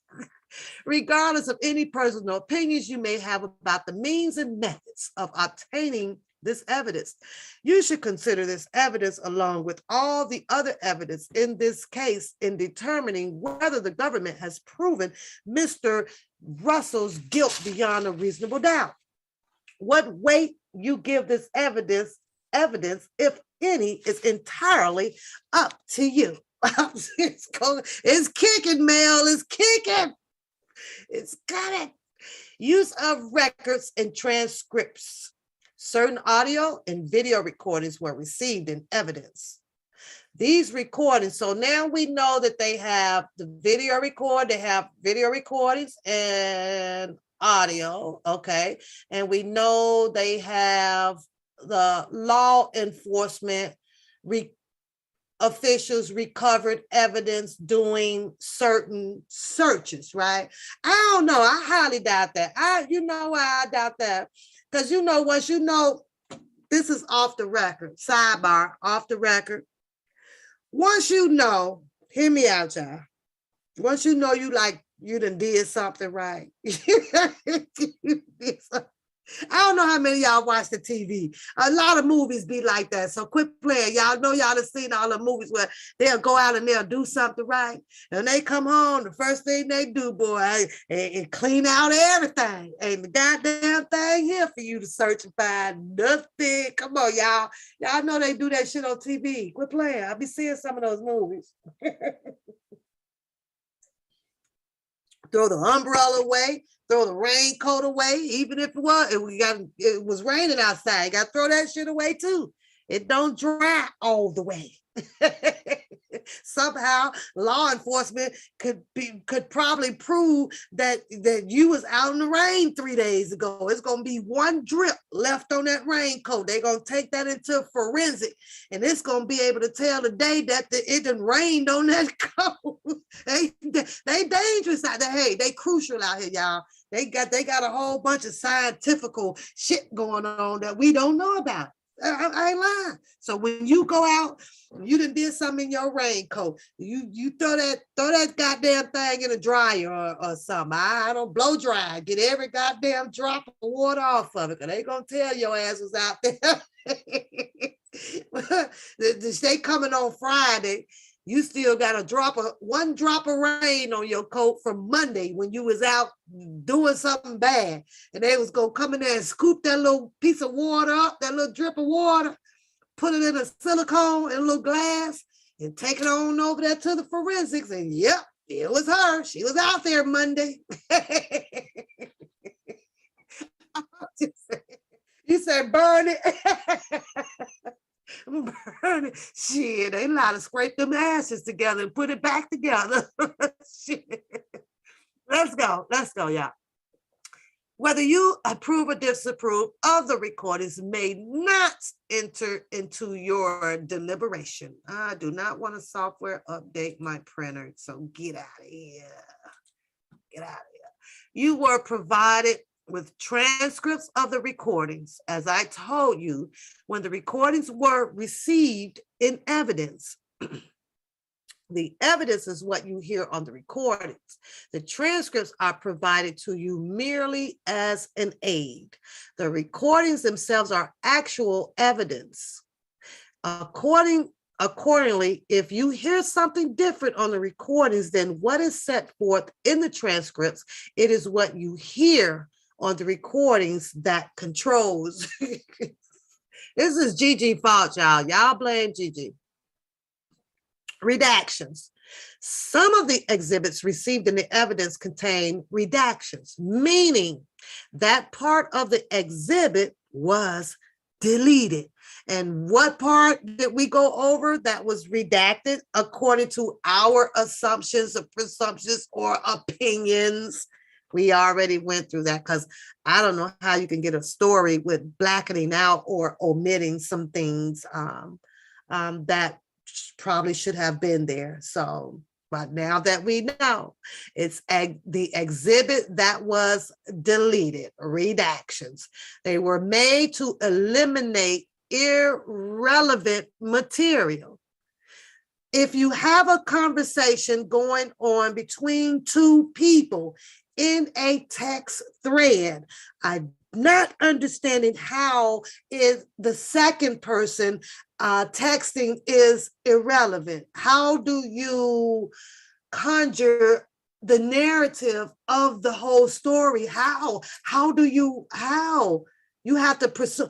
You're gonna make up in your head what the second person might have said? I don't know. Thank you, Gigi. Thank you, Jeff.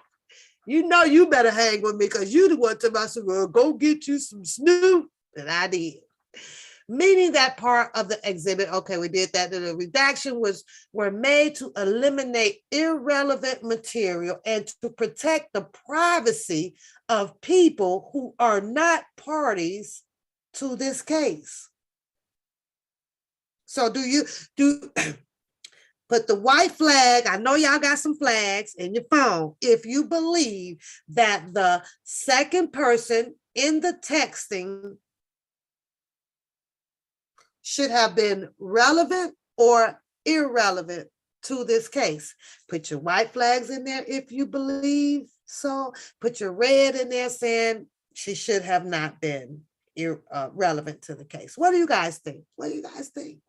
What are you guys thinking on that? She said, keep me laughing. While y'all thinking about that part and looking for those flags, let's keep it moving. You are to concern yourself only with the part of the exhibit that has been received in evidence, and you should not speculate about what information was deleted. Just say, just like Mammy, huh? Witness credibility. Oh boy. Let's see what she got to say about the believing of the freaking witnesses now. Let's see. And she witness credibility. You should evaluate the credibility of the witnesses by using your common sense. Common ain't so common no more, right? Ain't that's what they say? You say if they had not redacted the KG portion, the jury would have said, how come exactly something is missing here? Something is missing. Yeah. Yeah. And he would have got that acquittal. We can't decide on this. Something is missing. You should evaluate the credibility of the witness by using your common sense. Common sense is your greater asset as a juror. I wish it was a lot of people greater assets out here in this YouTube street. I really do. I really do, boy. Common sense out here fell a little bit short and too late. I'm sorry. I don't care. I said it, and there it is. It's a little short out here. Ask yourself whether the witness appeared honest, open, candid, and truthful. Now, didn't that goddamn Amber sit on that stand over there to portray that she was being honest, open, candid, and truthful, and got the goddamn ponytail snatched out of her head over here? She's talking about emotions, and she's talking about emotions again. But yet then you sit here and you tell these people, you know, you don't look at it as being a sympathetic or any type of emotions. But here it is. She says that ask yourself whether, because they can be your greater assets. This is what she's telling the juror about the common sense. Okay, if you use your common sense, I want you ask yourself whether as the witness appear honest, open, candid, and truthful. No, darn well we can put on that face and talk that language for being truthful. We've seen it done on the YouTube quite a bit. And you know there's several people out here that is just not truthful. And ain't truthful at all. Did the witness appear evasive or as though he or she was trying to hide something? How responsive was the witness to the questions asked on the cross-examination in comparison to the questions posed on the direct examination? That sounds like that should have been asked. That should have been imposed to the juror when Azarel was on the stand. That should have been written up to the juror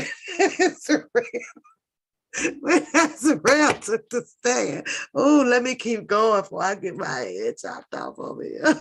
That shit. You should also consider the witness' ability to recall past events. If you find that any witness has lied under oath at this trial, oh, Lord have mercy, if that ain't directed towards Azarel.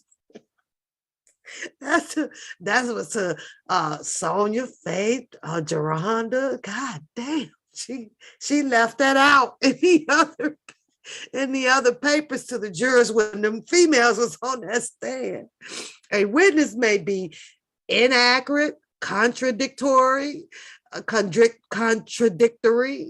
or even untruthful in some respects, and yet entirely believable and truthful in other respects. Man, you know what? We need to throw that whole paragraph away. We need to throw it away. I hate when I'm reading something, you know, and you can relate it back to something that it should definitely apply to. You understand what I'm saying? Like, hold up. Man, I'm about to copy and paste this goddamn shit. I'm gonna have to copy and paste this here paragraph here. That was funny. And right now, the only vision that I have that who it should apply to is the females that was on that stand. I'm just saying, in New York. You should also keep in mind that yeah, it is, Charlotte. Let me put this Snoop Dogg down. Snoop Dogg ain't no punk, y'all. I can see why his ass ain't been arrested yet. It's in this damn drink. But carry on, Pap, carry on. A witness, let me put a disclaimer up. I do not, in no way, shape, or form, recommend anybody to indulge themselves in the 19 crimes labeling Snoop Dogg advertisement unless you are at home. That is all. That is all. Drink this shit at home. You're safe. You're at home. Go fall out in your bed. What's going on, Tay? What's going on? You should also keep in mind that few people recall every detail of every event precisely the same way. It is for you to determine whether inconsistencies in witness accounts are significant or inconsequential. That y'all can't do that like that under Snoop Dogg. In some, it is up to you to decide whether the testimony of a witness is truthful, inaccurate, in part, in whole, or not at all, as well as what weight, if any, to give to the witness's testimony. She say, here you go, pal. I don't need that alcohol, man.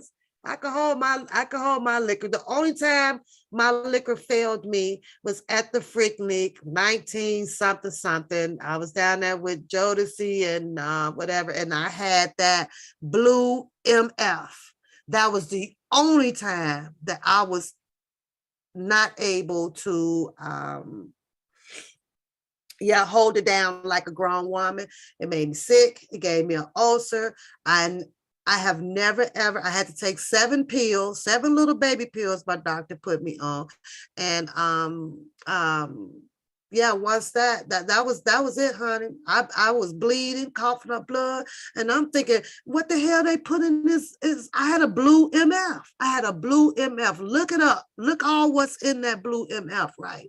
And for whatever it was, honey, that shit must have had glass in it. It cut through my whole goddamn liver and abdomen and fallopian tubes. It just cut me up, girl, had me bleeding and throwing up. That was it. I've never touched it ever, no more. After I finished them 7 pills back in 90 something, or whatever, right at the Freaknik.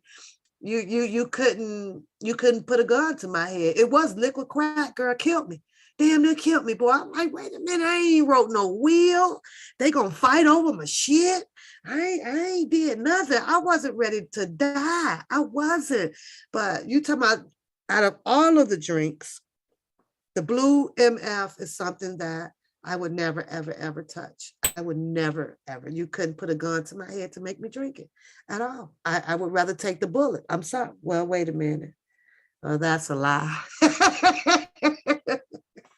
Oh, you say throw the paper. That's right. Throw the paperwork away. There you go. Let's get into the evaluating the testimony of any witnesses that you may consider, among other things. The witness's intelligence.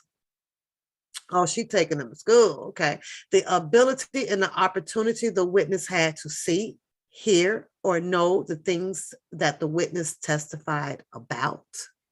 The witness's memory. Any interest, bias, or prejudice the witness may have, the manner of the witness while testifying, and the reasonableness of the witness testimony in light of all the evidence in this case.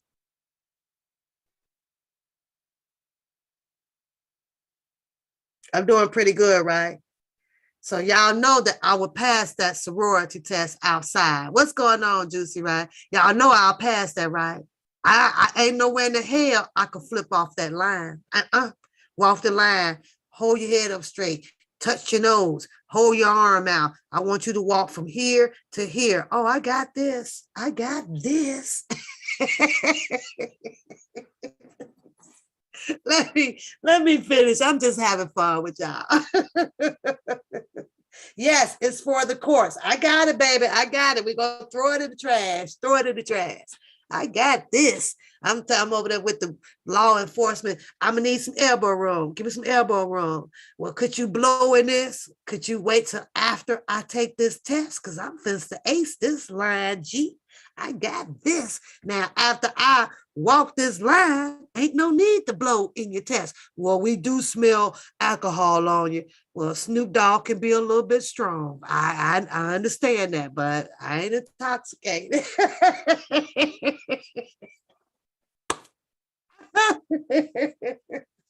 I'm just saying, I bought this stuff legal. Don't that count? Shit, it was in the grocery store.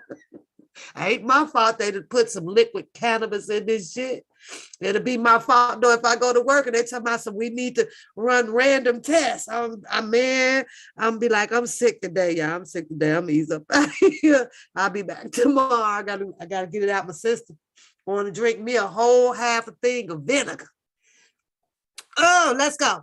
The government is not required to prove the essential elements of an offense by any particular number of witnesses. The testimony of a single witness may be sufficient to convince you beyond a reasonable doubt of the existence of the essential elements of an offense, if you believe that the witnesses has truthfully, accurately related what he or she has told you.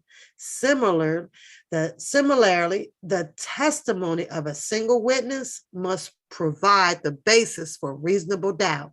So if you believe that the witness has testified truthfully and accurately, you say no more Snoop.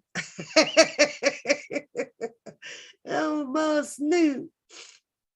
Oh God. Okay, so we're on prior inconsistent statements. Lawyers sometimes argue that at some earlier time, a witness said or did something that is inconsistent with their trial testimony, where evidence of a prior inconsistent statement was introduced. The purpose was to assist you in deciding whether to believe that witness's testimony. So if you find that a witness made an earlier statement that conflicts with that witness trial testimony, you may consider that fact in deciding how much of the witness trial testimony, if any, to believe. In making this determination, you may consider whether the witness intentionally made a false statement or whether it was an innocent mistake.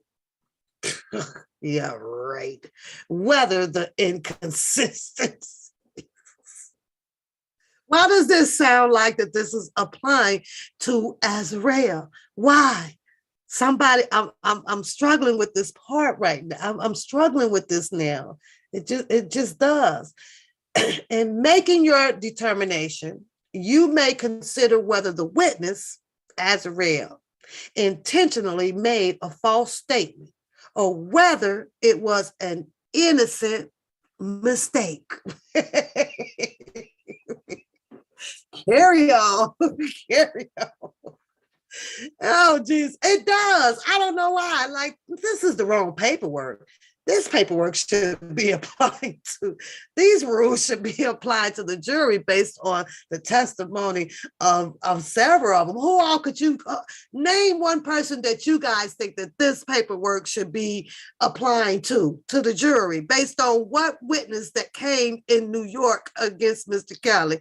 Pick a female, because that's who this is where that should have been read to. I'm sorry. That's just how I feel right now. I'm running on emotions right now, God darn it. I'm running on them and making it, and whether it was an innocent mistake. Oh, geez. Whether the inconsistencies, concerns are important fact or an insignificant detail. Whether the witness had an explanation for the inconsistencies and whether that explanation accords with your common sense. It is exclusively your responsibility to determine based upon all the evidence and your own good judgment, whether the prior statement was inconsistent, and if so, how much, if any, weight to give to the inconsistent statement in determining whether to believe all, part of, or none of the witness testimony. Witness bias. In deciding whether to believe a witness, you should consider whether the witness has an interest in the outcome of this case or is biased in favor of or against one side or the other. You should also consider evidence of any interest or motive that the witness may have incorporated with one side or the other. It is your duty to consider whether any witness has permitted bias or interest to color in his or her testimony. Woo! If you find that a witness is biased, you should view his or her testimony with caution. Weigh it with great care and subject it to closest searching scrutiny. And you mean to tell me that these juries remember all these freaking rules and deliberated it under 7 minutes? 7 minutes. Okay.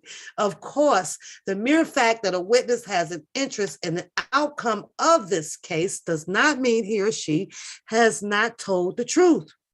Well, what the hell did it mean then? Oh, I forgot. What she say? What she said was, y'all, innocent mistake. It was, she says it was, she calls it an innocent mistake. It's okay. Of course, the mere fact that a witness has an interest in the outcome of this case does not mean he or she has not told the truth. It is for you to decide from your observations and applying your common sense. Put a 1 in the chat if you sat on the juror in the case of how many females? 1, 2, 3, 4, couple of females, the females in Mr. Kelly's case, and using your common sense based on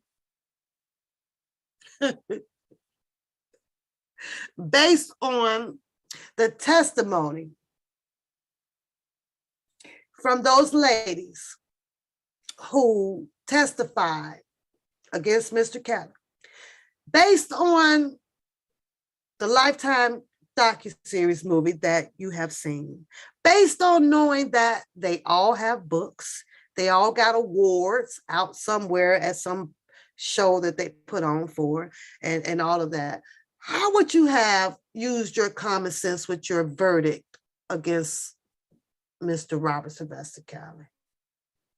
I'm just asking for a friend. But yet then she sits here and she says that it is for you to decide from your observations and applying your common sense, life experience, and all the other considerations I have mentioned, whether the possible interest of a witness has intentionally or otherwise colored or distorted his or her testimony.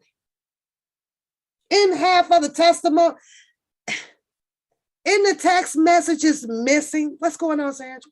Her name missing. Innocent mistake. Yeah, she said that, Miss A. She said that. Whether the possible interest of a witness has intentionally or otherwise colored or distorted his or her testimony. You are not required to disbelieve an interest witness. You may accept as much of his or her testimony as you deemed reliable and reject as much as you deem unworthy of acceptance. Law enforcement witnesses. Okay, let's see what they got. You have heard the testimony from the employees of the U.S. Attorney's Office. The fact that, you know, she put that in cap too, right? That's written in cap. You have heard the testimony from employees of the U.S. Attorney's Office. And she just told them to use your common sense. So when you hear the U.S. Attorney's Office, right, employees, and if these employees are working up underneath this big old office who a lot of us knows brings against the red light for indictments to happen, right? Oh, yeah. Now, who in your right man is going to sit there with your common sense and to think that, well, you know what? I don't believe what this goddamn employee say. Who's going to do that? Knowing that they are working up underneath a U.S. attorney's office, right? So they are to presume that they have already been in an interview where they have, you got to be questioned about that. Will you truthfully do your job? Are you faithfully going to show up to work? So you already have the image up underneath this big people, this big organization, the U.S. Attorney's Office, right, to be known as a truthful person. If y'all understand what I'm saying, you already know it. I work for the U.S. Attorney's Office, so you're going to already presume that I'm honest, I'm upright. You're already going to do so just because of the title that I work up under. It just happens, but she tells them to use their common sense, to be able to, deem the unworthy of the acceptance or to deem his or her testimony. It should be reliable. Yes, she says that you can reject some of it, but for the most part, it's reliable. The fact that a witness is employed in a law enforcement office does not mean that witness's, I call bullshit on this, and I ain't got to the next one, testimony deserves more or less consideration. I call bullshit. I'm just saying. How many times have y'all seen on the court TV or over on anywhere where they actually reprimand or call out a police officer for actually lying? For instance, let's take it to, I forget the guy name. He went viral out here. He's got the weird braids in his head, and he stood in the courtroom. Remember that? He stood in the courtroom and he represented himself in this case. And he was going off to the judge, and he was telling you about how the officer that came to do the investigation, that he was lying at some points. He was lying. He was supposed to bring my son. He was doing all of that. Do you really think do you think that a juror or the judge or anybody would have objected to saying, well, some of it may be a lie and some may be a true, but we're talking about an officer. There's no way that they're going to sit there and make this officer appear to people that anything is wrong about him or has said anything wrong about him. So that guy stood in the middle of the courtroom. This is a young, middle-aged guy, right? And somewhere in my heart, I kind of believe that, okay, I think that he may be telling a little bit truth about this officer, but yet then, because he's an officer of the law, you don't ever think that a higher officer would actually call out all of their lies. You just don't. Now they did it with George Floyd. They did it because that was right there in front of our eyes.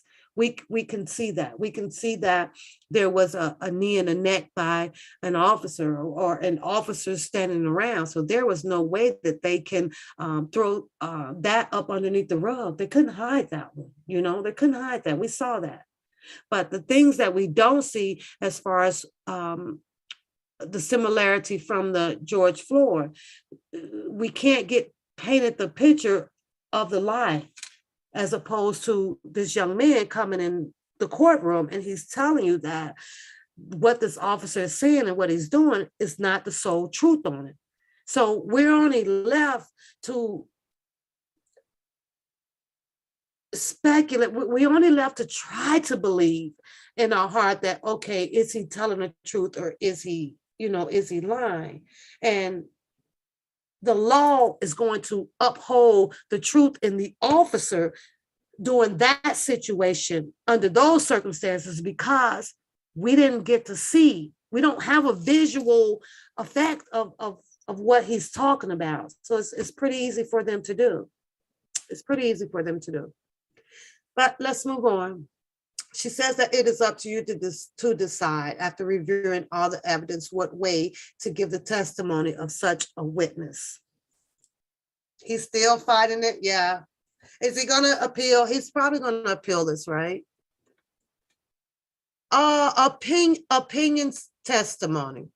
I permitted Andrew Peterson to offer opinions about certain matters that are at issues in this case. Mr. Peterson was permitted to give opinion testimony because he possesses specialized knowledge as a result of his education, training, and work experience.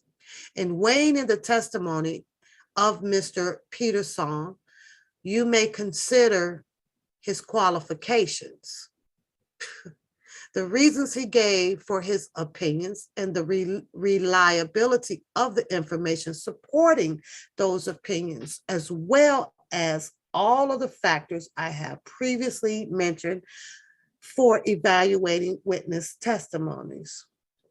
You may also consider any compensation he received or will receive in connection with this case. To the extent you find the testimony credible and reliable, you may rely on it.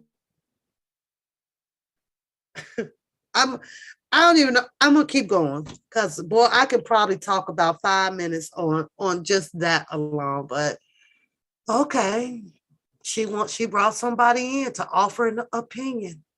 I'm gonna introduce to you his education. I know I said I was going to keep going, but hold on a minute. I'm going to introduce to you, he's going to tell you all about his education and training and work experience. He's going to have some opinions with association or relation to the incident that is at hand of what we're speaking about. But I need you to consider, you may also consider any compensations he received or will receive in connections with this case. So to the extent you need to find his testimony credible and reliable, you may rely on it. The fuck? What the hell? What the hell? To the extent that you do not find his testimony credible and reliable, you need not rely on it. So, I mean, is she saying you, damn if you do, damn if you don't? If you want to use it, you can use it. If you don't have to. What the hell is she saying? Opinion testimony should receive whatever weight and credit, if any, you think appropriate, given all the other evidence in the case. Shit, what's going on, DC? Improper. I'm moving on from now. Okay, we all know for consideration of it, your verdict must be basically solely on the evidence developed at the trial or the lack of evidence. It would be improper for you to consider in reaching your decision as whether the government sustained its burden of proof on any personal feelings you may have about the defendant's race, religion, national, or age, sex or age. Similarly, you would be improper for you to consider any personal feelings you may have about the race. We know all of that, age of witness, and because that's a copy paste. They got to put that in there, okay? Both sides are entitled. You know that's on, if you go to work, that's on your billboard at your job. Both sides are entitled to a trial free of prejudice, and our judicial system cannot work unless you reach your verdict through a fair and impartial consideration of the evidence. Well, we got to get through this, y'all. It's 8:30. Persons not on a trial, you may not draw any inference, whether favorable or unfavorable, as to either side from the fact that no person other than Mr. Russell is on trial here. You may not speculate as to the reasons why other people are not on trial. Those matters are wholly outside your concern and have no bearings on your function as a juror. I think so too, Texas. I really do. I do, TB. I do. I have to roll past that paragraph there. Hold on a minute. She's clearly letting them know once again that this matter are wholly outside your concern about any of the hidden text messages that was hidden and white out. She's, jogging their memory back to the beginning of the paperwork. Don't you worry about that. I need you to just focus on who this trial is about right now, and it's about Mr. Russell. We ain't putting nobody else in it. Uncalled witnesses. There are people whose names you heard during a trial, but who did not appear to testify. Really? Who those people name is? Who those people name, y'all? Anybody know? Who? Oh my God. I got to get to the other. Oh my God. There are people whose names you heard during the trial, but did not appear to testify. Who is it, y'all? Who are they? Who are they? You should not speculate as to what those people would have testified to. They had been called. Their absence should not affect your judgment in any way. You should keep in mind my instructions. You say I know, right? The blockers. However, that was my first guess. That was my second guess, my queen. That was my second guess. Oh, that law does not impose on the defendant the burden or the duty of calling any witnesses or producing any evidence. It is the government's burden to prove beyond a reasonable doubt each element of the crimes charged in the indictment. And you know why these people couldn't show up? You know why they're not important? Because they probably couldn't produce the evidence. Just a bunch of hearsay. Just a bunch of hearsay. Just my opinion. Let's keep it moving. Yeah, I had to go back up to that. Defendant's right to not testify. Mr. Russell did not testify in this case. As I told you at the outset of this case, under our Constitution, mind you that I will be reading the We Are the People book over on my One Papoose channel for an hour every Sunday until I have completed that book, and it is dedicated to Mr. Kelly, and I'm hoping that one day he would be able to click my link and just listen to my reading of that book. I would just be reading through that book, and you guys wait till you hear what's in that book. You may not attach, wait a minute, I might have skipped some. Snoop. As I told you at the outset of this case, under our Constitution, a defendant has no obligations to testify or to present any evidence because it is the government's burden to prove a defendant's guilt beyond a reasonable doubt. That burden remains within the government throughout the trial, and it never shifts to the defendant. But if you only allowing certain witnesses to testify and to tell the juror that you are to try this case based off of witnesses, the witnesses is the evidence of what you have, and they're just going to tell you a story, and she's telling them that if together, if it sounds, good to be true, based off of not using emotional decisions, then go ahead and find this person's of guilt, So,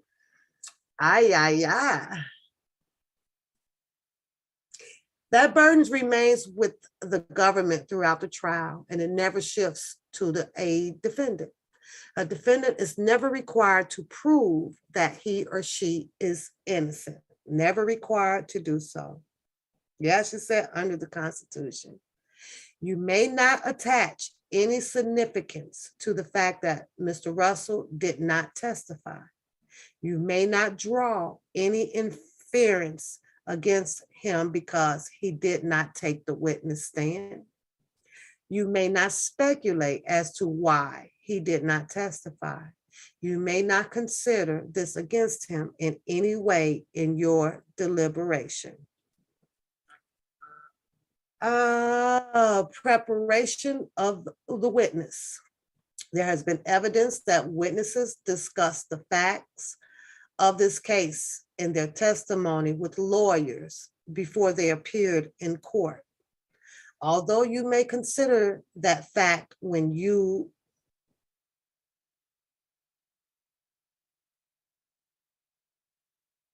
I have a question.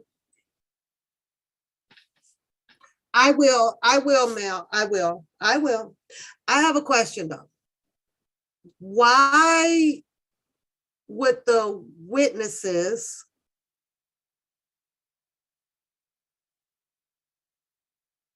need lawyers? Why would these witnesses need lawyers? Yeah, she said under our Constitution. I just got a question. If they're just coming in as witnesses, why would they need a lawyer? Don's attorney ended up being what's that man's name? I said it earlier. What's that man's name? The one guy that was supposed to immunity. I forgot the damn man's name. Okay. All right, huh? I gotta keep it going though, y'all. It's getting late. Although you may consider that fact when you are evaluating a witness's credibility, you should be aware that there is nothing unusual or improper about a witness meeting with lawyers before testifying. Well, I guess she answered that. Silver suit. She came back and answered that. You should be aware that there is nothing unusual or improper about a witness meeting with lawyers before testifying. Indeed, it would be unusual for a lawyer to call a witness to testify without such preparation. That's just, and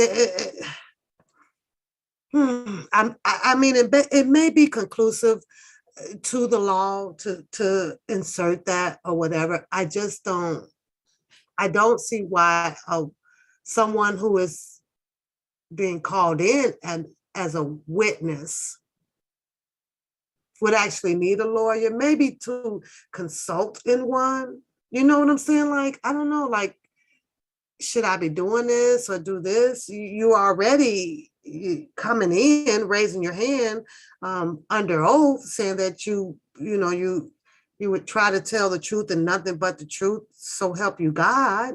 That's all a lawyer you need right there. That was free of charge. Shit, just come in there, tell your truth. So that one, I don't get it. I think if I'm coming in as a witness, I don't know if I would need to go and pay a witness, $500 an hour or whatever, just to make sure that I'm gonna say some things right or whatever if I'm coming in to tell the truth. It's just absurd to me. The weight you give to the fact or the nature of the witness preparation for his or her testimony, and what inference you draw from such preparation are matters completely within your discretion. Let's stand up, say, sounds fishy. The truth needs no help, but lying needs help all the time. Yes, girl. Well, they got it. They're a lawyer. Variance in dates. The indictment in this case refers to various dates. It does not matter if the indictment states that specific conduct is alleged to have occurred on or about a certain date. And the evidence indicates that, in fact, it was on another date. So she came back and cleared this up so that the defense attorney couldn't have an argument. They couldn't have an argument. She's already told the juror that it doesn't matter. It doesn't matter whether it would have a certain date or the evidence indicates, in fact, that it was on another date. Didn't matter. So she made sure that even though there may have been some discrepancies with the dates from the defense attorney, you are not to, it don't matter. And she'll let them argue it. She'll let his attorney argue it. You can go ahead. But she's already made up her mind that it don't matter about no damn date. The law only requires a substantial similarity between the dates allegedly in the indictment and the dates established throughout thorough evidence at the trial. So they can come somewhere close to it, around it, above it, a little bit below it. They did not have to be exact.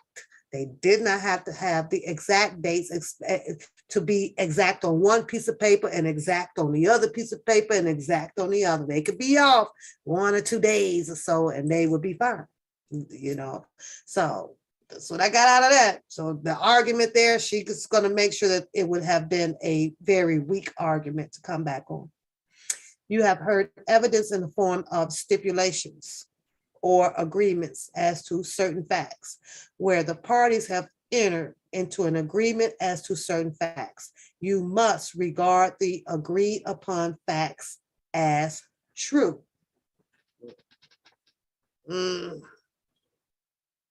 Instructions as to specific charges. I will now turn to the charge in this case. Oh, it's going to get good, y'all. You say, how many think Don should have taken the stand? That's a good question. I don't know if anybody would want to answer that one, though. How many of you guys think that Don should have taken the stand? I think that if he would have been allowed to, but you know what? I may have to agree. Let me think about that, because from what I'm hearing is with what was his attorney's name? Well, I can't think of that darn man name all of a sudden, y'all. Can't think of his name either. Mr. Right? Being that they tried to insert Mr. Kelly quite a bit in his case, I think that if I weigh my options, TBD, I think that I would have probably found grounds to now talk. I would have. Yeah, I want to bring him in this. Well, this is what happened. This is what I did. And I did this all for him. He didn't do that. I'd be up there saying the same recitable information pretty much close to what he was doing on all of these document on all of the blogger shows out here or the YouTube creators. Yeah, I would have. I've done that. Y'all want to throw him up in my case? So I don't know. Sandra said no. She says no, she don't.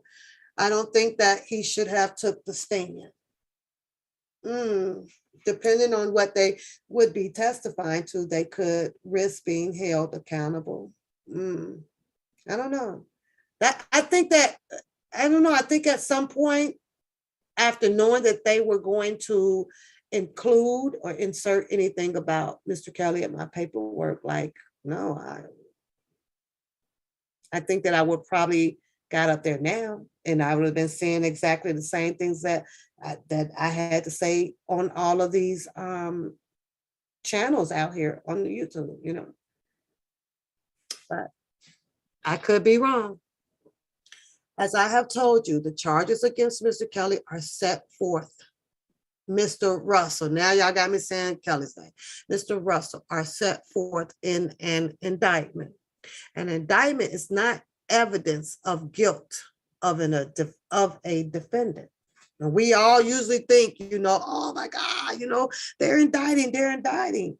But out of all of the indictments that you guys have actually heard out here about the, I guess, music industry civilians, right? You got so many that has been indicted just here along in 2022.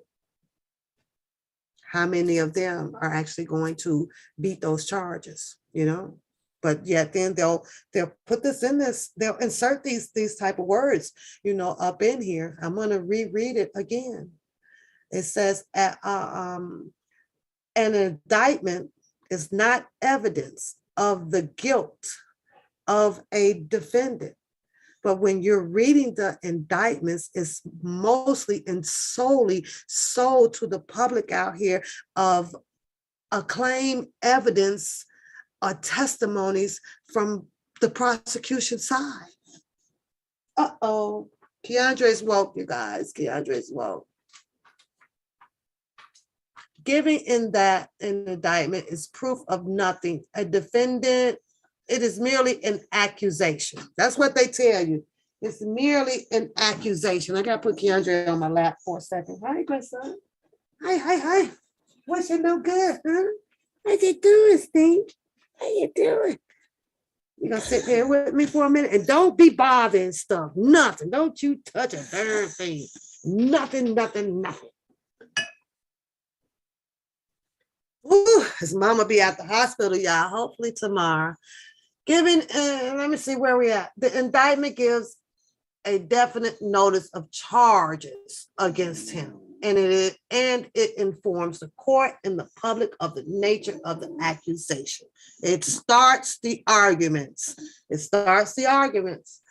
Giving that an indictment is proof of nothing, a defendant begins trial with a clean slate.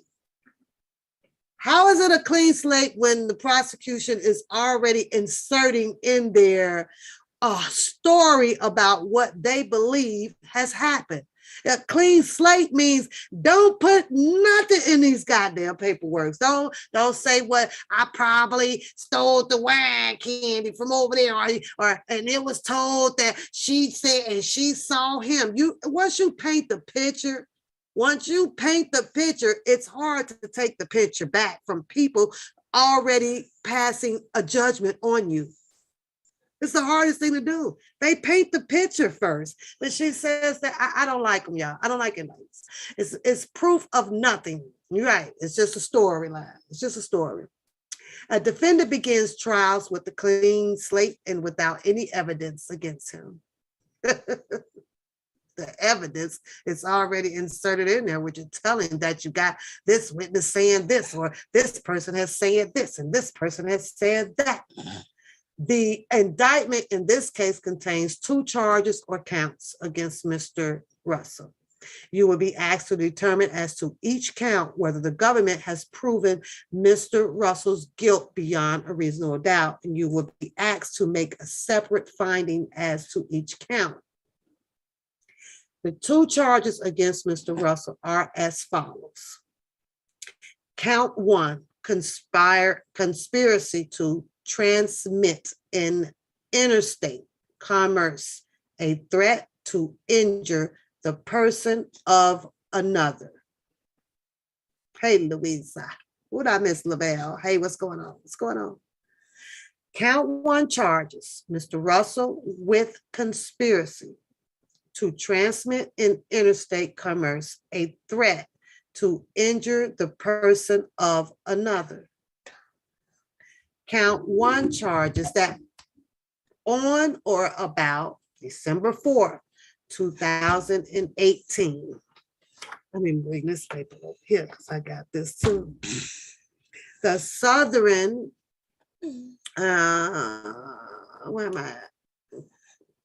The Southern District of New York and elsewhere, Donnell Russell, the defendant and others known and unknown, willfully and knowingly did combine, conspire, confederate, and agree together and with each other to commit an offense against the United States, to wit, threatening physical harm by interstate communication. Okay, I need to stop just for a second right there because I'm going to bag it back up a little bit to what she said earlier. She says here, as I have told you, the charges against Mr. Russell are set forth in an indictment. And an indictment is not evidence of the guilt of a defendant. It's not evidence. It is merely an accusation. The indictment gives a defendant notice of the charges against him, and it informs the court and the public of the nature of the accusations.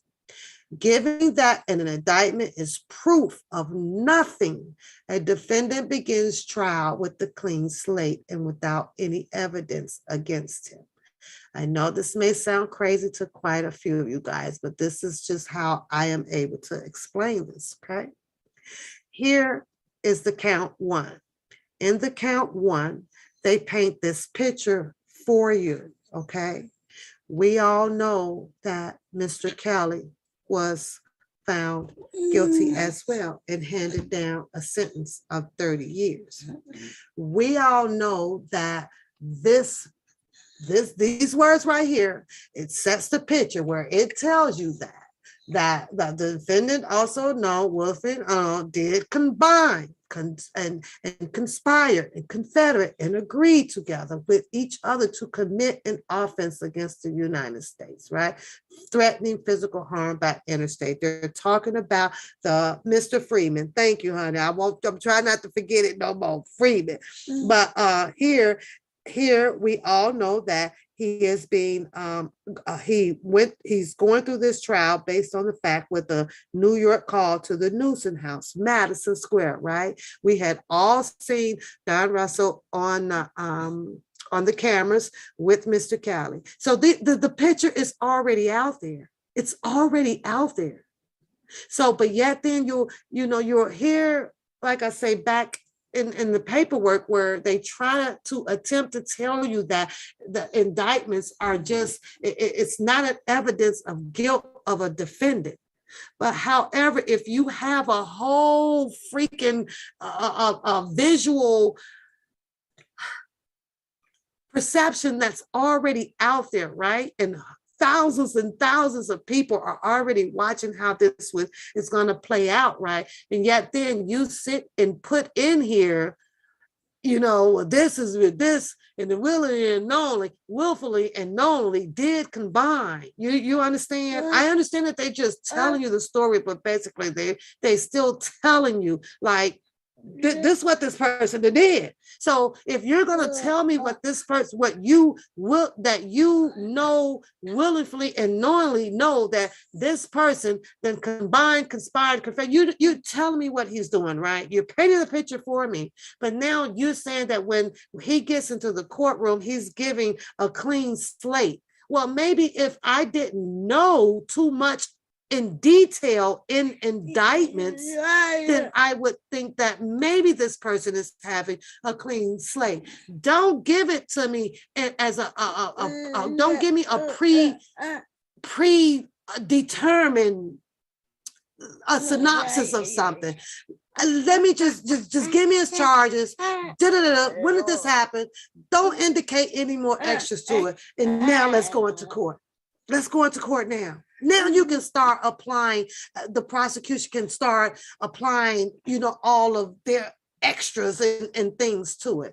That's just how I am, but if you're going to already put these things out here pre-handed down to be pre-read before court actually presumes, you already done put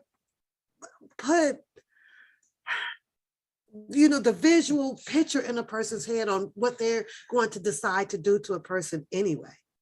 So, but I understand it's cutting down the judicial amount of time that has to be used in a court of law because they have so many cases. We can shorten it up here. We can shorten it up. It was a part and, let's keep going, object of the conspiracy that Donnell Russell, the defendant, and others, known and unknown, would and did transmit in interstate and foreign commerce. A communication containing a threat to injure the person of another. To wit, Russell placed an interstate telephone call to threaten physical harm to those attending a December 4th, 2018 screening of the documentary series entitled Surviving R. Kelly. Now that they threw that in there, they absolutely then painted the picture there that, what we're reading in here, what we're inserting in here in this indictment right here, and they threw Mr. Kelly name in this here, you already knew that you were going to get a juror beyond a reasonable doubt finding Mr. Donnell Russell guilty on these charges. Hey, Reba, how are you? How are you? So stop, don't touch nothing. Russell placed on interstate telephone call to threaten physical harm to those attending December 4th, 2008 screening of the documented series entitled Surviving R. Kelly at the venue in New York. The New York called the Newer House, Madison Square. Count 2 was transmitting in interstate commerce, a threat to injure the person of another. The count 2 charges, Mr. Russell was transmitting in interstate commerce, a threat to injure the person of another. Count 2 charges, that on or about December 4th, 2018, in the Southern District of New York and elsewhere, Donnell Russell, the defendant, knowingly and intentionally, they telling you what he did, right? They telling you, right? So did transmit in interstate and foreign commerce a communication containing a threat to injure the person of another, to wit, Russell, placed an interstate telephone call to Newer House in New York. New York threatening physical harm to those attending the December 4th, 2018 screening of Surviving R. Kelly at the Newer House. I do too, Cabal. I feel like Chicago is going to be such a horror house. I do. Count 2, transmitting in interstate commerce a threat to injure the person of another. Introduction. The law provides that whoever transmit in interstate commerce any communication containing any threat to injure the person of another shall be guilty of a crime. Now, they didn't define, and then they told the juror everything. This is the witness, they said this and they said this. And now once they apply what the law says, it says that it provides that, it shall be guilty of the crime. I'm telling you now, you'll be guilty of this crime. Don't matter. This is what the law says. It commerce any communication containing any threat. Let's keep it moving. What do you want? What do you want? We're on 17. I think we only have a few more to go. Elements. To find Mr. Russell guilty of count 2, you must find that the government has proven each of the following elements beyond a reasonable doubt. First, that Mr. Russell threatened to injure another person. Here, those attending the December 4th, 2018 screening of Surviving R. Kelly at the Newer House.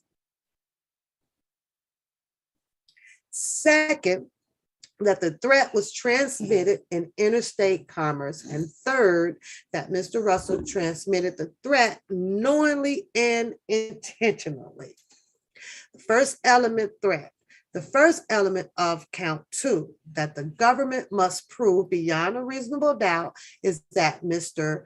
Russell communicated words that were in fact a threat, as I will define that term for you. Well, a threat is a serious statement expressing an intention to inflict bodily harm at once or in the future, as a disguise from distinguished from idle or careless talk, exaggeration, or something said in a joking manner. Oh, okay. For a statement to be a threat, The statement must have been made under such circumstances that a reasonable person who heard the statement would understand it as a serious expression of an intent to inflict bodily harm, bodily injury, or to kill. The government must also show that Mr. Russell made a statement intending to be a threat, or with knowledge that the statement he allegedly made would be viewed as a threat. Direct proof of a person's intent, at a particular point in time is often not available. People generally don't maintain a written record of what they are thinking at any given time. Accordingly, although a person's intent is subjective, intent may be established by circumstantial.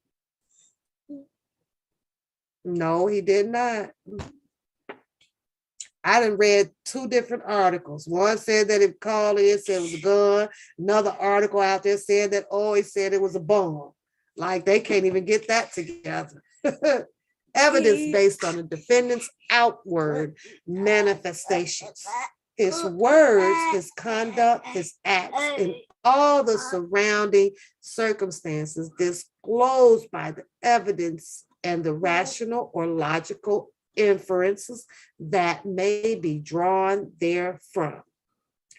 In determining whether or not Mr. Russell made a threat, you should consider the circumstances in which he allegedly made the statement, including surrounding conversations, the language he allegedly used, and the reaction of those who heard the alleged statement.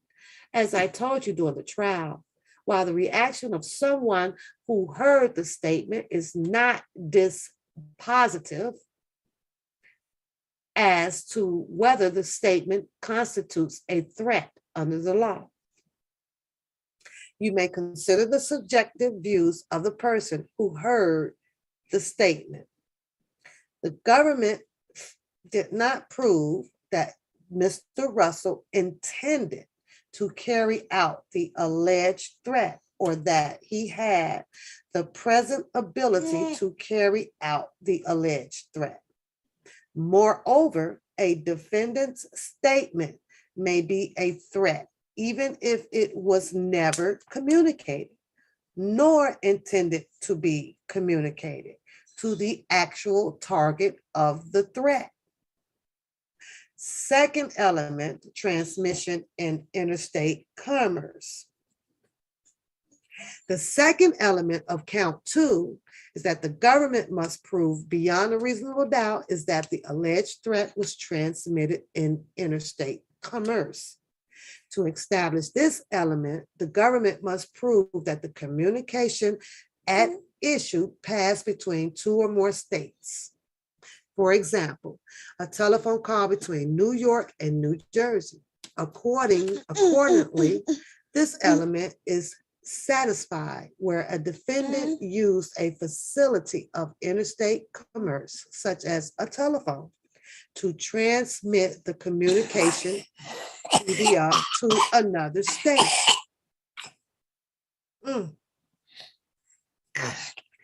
The government is not required to prove that a defendant knew that the threat would be transmitted across state lines. The third element that the government must prove beyond a reasonable doubt is that Mr. Russell transmitted the alleged threat knowingly and intentionally. To establish this element, the government must prove that Mr. Russell knowingly and intentionally transmitted the alleged threat to another person, and that he intended the communications to be received by that person as a threat. A person acts knowingly if he acts intentionally and voluntarily, and not because of ignorance, mistake, accident, or careless. Wow. An act is done intentionally. If it is done deliberately and purposefully, that is, the defendant's act must have been the product of his conscious objective, rather than the product of force, mistake, accident, mere negligence, or some other innocent reason. Whether a defendant acted knowingly and intentionally may be proven by the defendant's conduct and by all the surrounding facts and circumstances. But as I explained when instructing you as to intent in connection with the first element of count 2, the government is not required to prove that Mr. Russell's intended to carry out the alleged threat. Oh, we're getting there, y'all. We're getting there. In count 1, the conspiracy to transmit in interstate commerce a threat to injury person of another. Count 1 of the indictment charges Mr. Russell with conspiracy to transmit in interstate commerce a threat to injure the person of another. As discussed in connection with count 2, it is a crime to transmit in interstate commerce any communication containing any threat to injury the person of another. The statute making it unlawful to conspire to transmit in interstate commerce a threat to injure the person of another reads as follows. If 2 or more persons conspire to commit any offense against the United States, and 1 or more of such persons do any act to affect the object of the conspiracy, each of those persons is guilty of a crime. The conspiracy alleged in count 1 of the indictment is a separate and distinctive offense from the crime charged in count 2, which is the actual transmission in interstate commerce of a threat to injure the person of another.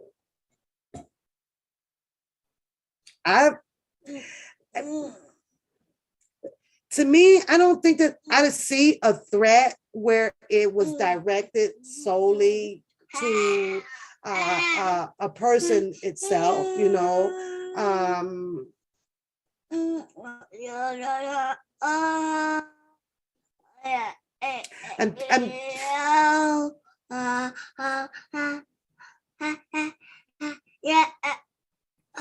I'm not reading anything about, I'm going to shoot you up or I'm going to blow you up or things like that.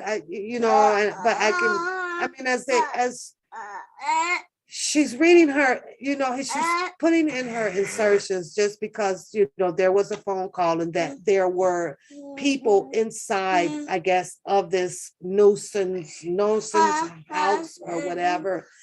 They may be applying it to any or all of those persons that was inside of this place, to evacuate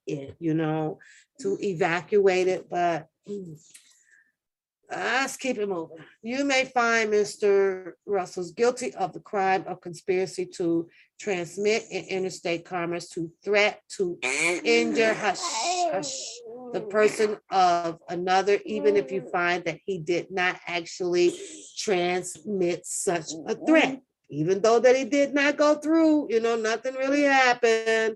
Nobody got harmed, none of that stuff, she's still saying that, it's actually still considered as a transmitting such a threat. That is because conspiracy is a separate standalone crime and liability may be found even where the conspiracy is not successful. And the crime that was object of the conspiracy was never actually committed. So basically, it looks like the charges should solely, be, liability. If anything, no jail time. I can see where, okay, if this was done, then the nuisance house or whatever, if they want to impose a fine, you stopped us from filming, you stopped us, but nobody got hurt. You understand? And that's liability, keyword in there, liability. To find Mr. Russell guilty of count 1, you must find that the government has proven each of the following elements beyond a reasonable doubt. First, that the charged conspiracy existed. That is, that 2 or more people entered into an unlawful agreement to commit the crime of transmitting in interstate commerce a threat to injure a person of another. Second, that Mr. Russell knowingly and intentionally became a member of that conspiracy. And third, that a member of the charged conspiracy committed at least one overt act in furtherance of the conspiracy. You say they didn't even know why they were being rushed out. They did. First element exists of the conspiracy. Well, the first element of count 1 that the government must prove beyond a reasonable doubt is the existence of the charged conspiracy. A conspiracy is an agreement or understanding between 2 or more people to accomplish by concerted action. She said that conspiracy is 2 or more people to accomplish by certain action a criminal or unlawful purpose.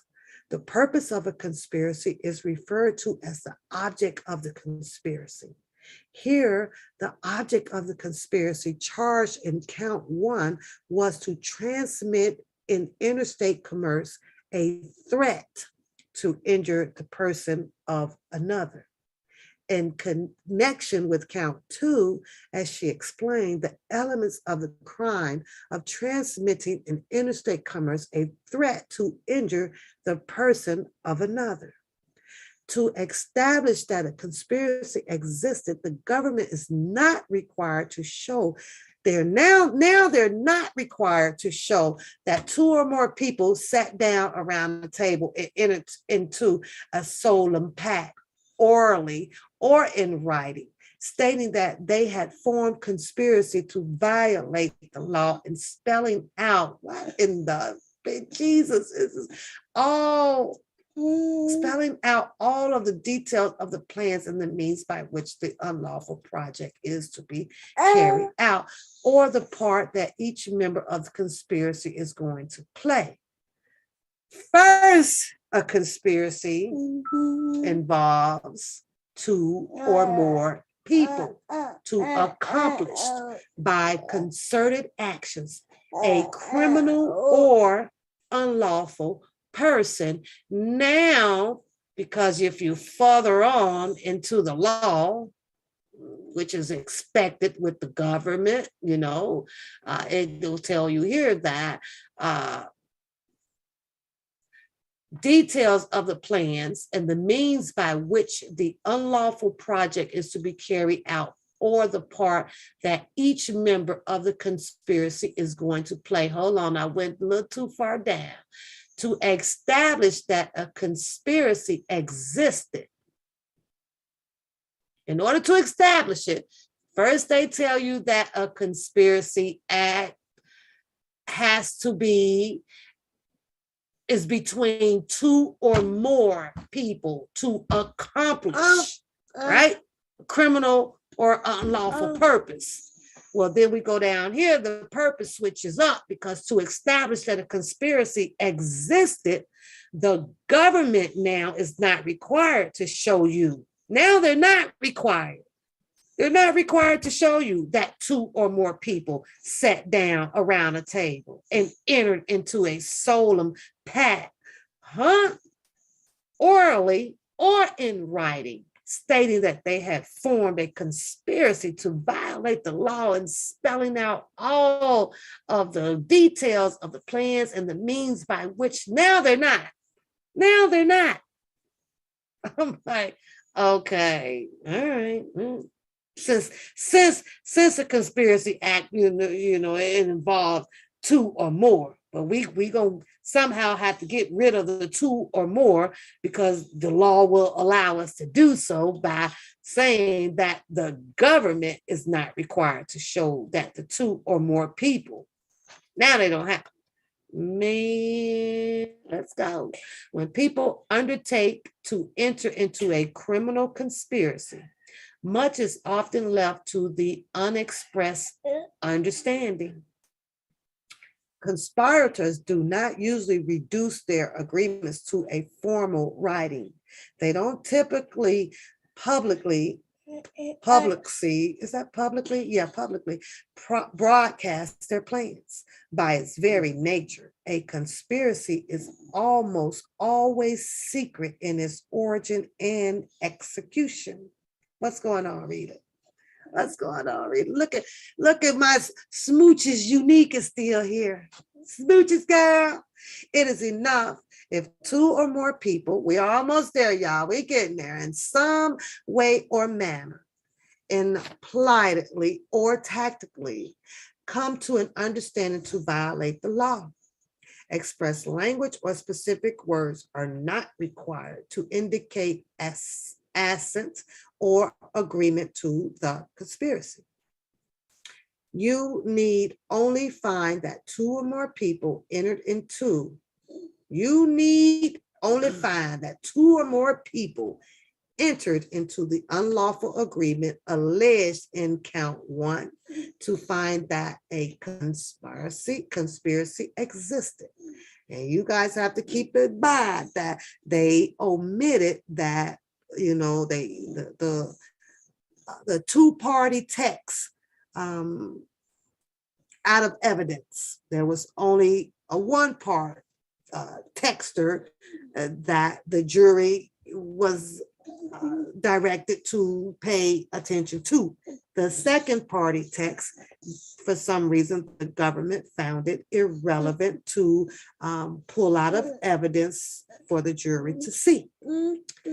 Okay, so now it started off that, you know, it could have been two people, two or more, to uphold the constitutional law where it clearly said that a conspiracy must be engaged or usually engaged with two or more. Not anymore. They took that more up out of there, and now it says here, basically, because it was kind of hard to write this part of what the law indicates, right? Without, you know, changing it up and making it really look like it was some BS in here. You need only find that two or more people entered into the unlawful agreement alleged in count 1 to find that a conspiracy existed. When the government must prove is that there was a mutual understanding, either spoken or unspoken, between two or more people to cooperate with each other to violate the law and to accomplish an unlawful act. In determining whether the government has proven the existence of an unlawful agreement, you may consider the acts and the conduct of the alleged conspirators that were done to carry out the apparent criminal purpose. In this regard, the adage, actions speak louder than words, is applicable. When taken together and considered as a whole, the acts and the conducts of alleged conspirators may warrant the inference that a conspiracy existed, even if there is no direct proof of an agreement. I'm good, Rita. How are you? I'm good. Here, the government contends that the member of the charged conspiring and conspiracy included Mr. Russell, Cass Jones, and June Barrett. It is sufficient to establish the existence of the conspiracy charged in count 1 that you find beyond a reasonable doubt that the minds of at least two alleged conspirators met in an understanding way, and that they agreed to work together to transmit in interstate commerce a threat to injure the person of those attending in December 4th, 2018 screening surviving R. Kelly. That's a new house. The second element of count one that the government must prove beyond a reasonable doubt is that Mr. Russell knowingly intentionally became a member of the charged conspiracy. I explained the terms knowingly and intentionally in connections with the third element of count two, that you should apply those same definitions here. Knowledge and intent are a matter of inference from the facts proved. Science has not yet devised a method for looking into a person's mind and discovering what the person was thinking at a particular time.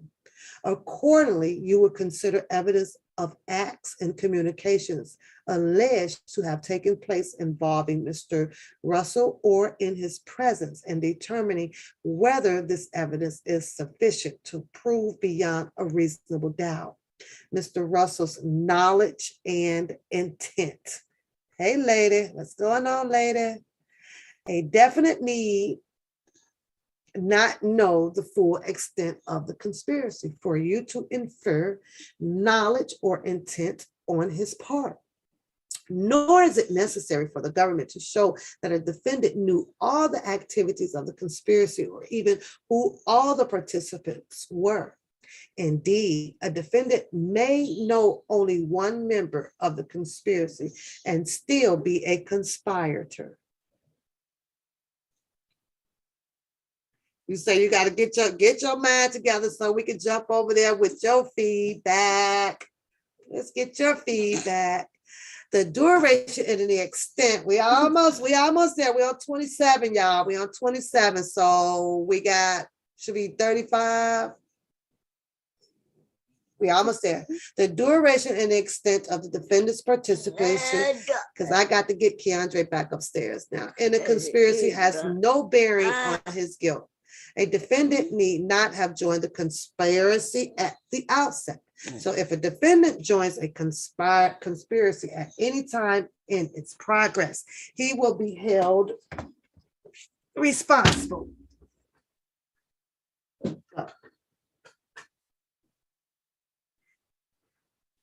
Yeah, I'm coming. I'm almost done, grandson.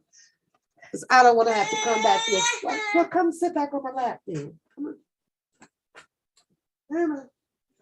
Sit here and crying for me to put you down. I thought you wanted to get down. Okay, well, sit here and watch me read to you. Okay. If a defendant joins a conspiracy at any time in its progress, he will be held responsible for all that was done before he joined and everything that is done during the conspiracy existence while he is a member. Participants in a conspiracy may perform separate and distinctive acts. Some conspirators may play major roles, while others play minor roles in the scheme. You guys, you say you thought you heard a baby. He ain't no baby no more. He's 6 years old. No more baby. Some conspirators may play, while others play minor roles in the scheme. An equal role is not what the law requires. The fact that defendant participation in a conspiracy was more limited than that of a co-conspirator should not affect your verdict. Indeed, even a single act may be sufficient to draw a defendant within the scope of the charge, conspiracy. You should be aware, however, that a person who has no knowledge of conspiracy, but happens to act in a way that furthers some object or purpose of the conspiracy, does not thereby become a conspirator. Kind of sounds like she's talking about KJ, huh? She's like, you know what I'm saying? Like her name was mentioned, right? The name was mentioned, and so was June. Bear, his mother's name, right? Those were mentioned. But what we're gonna do here is, we're gonna talk them up out of it, by showing that They may have known, they may have not known, and so on and so forth. But does that make them solely a conspirator to do to be on the same level as what they're charging what they charged Don Russell of, right? So it's like, maybe not, maybe, she's working up, in my opinion, she's worked her way around from dragging in two more people on a conspiracy charge as well. So she's worked her way around it. More is required under the law. That's just like me, I'm in the car and Unique is in the car and TBD is in the car. It's like they didn't know that I was going to run this red light, and that red light, it's a pretty hefty charge, right? And the police take me in, but they didn't know. So now it's up to whether if the courts wants to also charge them for, they're in the car with me. It's a possibility that they could have pushed me through it. Yeah, go through it, go through it, go through it, go cheer me on. And now if I wanted to turn, say that, they paid me or whatever to bring them in the case or whatever, to have them looked at and charged as well, because we all did it together. We made up our minds to do this together, then, a bit different story, but carry on. You should be aware, however, that a person who has no knowledge of a conspiracy but happens to act in a way that furthers some object or purpose of the conspiracy does not thereby become a conspirator. More is required under the law. Similarly, a person's mere association with a member of a conspiracy does not make that person a member of the conspiracy, even when that association is coupled with knowledge that a conspiracy is taking place. In other words, knowledge without agreement and participation is not sufficient. Go sleep. Just hold on tight. Hold on, boy. You may not find that Mr. Russell was a member of the charged conspiracy merely because of a friendship or a business association with an alleged co-conspirator. Moreover, mere discussion of common aims and interests does not necessarily establish membership in a conspiracy. What is necessary is that Mr. Russell joined in the charged conspiracy, that knowledge of its unlawful purpose and with an intent to aid in the accomplishment of its unlawful objectives. The critical question in connection with this element is, has the government proven reasonable doubt that Mr. Russell joined the conspiracy and knowingly and intentionally participated in with an awareness of its unlawful objective and so something he wished to bring about?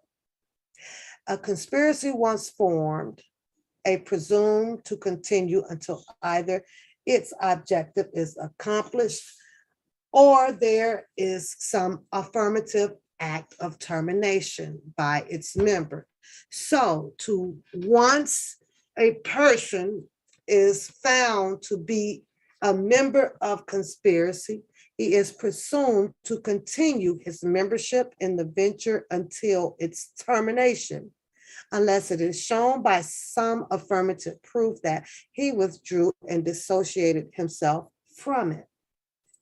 The third element is the overact. The third element, count one, that the government must prove beyond reasonable doubt is that a member of the conspiracy knowingly committed at least one overact in furtherance of the conspiracy. The definition of knowingly provided earlier also applies here. The overact requirement means that some step or action to further the conspiracy must be taken during the life of the conspiracy by one of the conspirators in order for the government to satisfy its burden of proof with respect to the overt act requirement. It is not necessary for the government to prove all of any of the overt act alleged in the indictment, nor is the government required to prove that Mr. Russell himself committed an overt act. It is sufficient for the government to prove beyond a reasonable doubt that Mr. Russell or one has alleged co-conspirators knowingly committed an overt act in furtherance of the conspiracy, whether or not the particular overt act is listed in the indictment. You should bear in mind that an overt act in furtherance of a conspiracy may itself be an innocent, lawful act. An overt act does not have to be an act that is in and of itself criminal, nor is it necessary that the overt act in itself constitutes an object of the conspiracy. Instead, it is sufficient if any member of the conspiracy committed an overt act in furtherance of the conspiracy. In deciding whether the conspiracy charge in count one existed, you may consider all the evidence of the acts, conducts, and statements of Mr. Russell, along with all the evidence of the acts, conduct, and statements of those you determine the government has proven were co-conspirators of Mr. Russell, and reasonable inference to be drawn from that evidence. When people enter into a conspiracy to accomplish an unlawful end, they become agents or partners of one another in carrying out the conspiracy.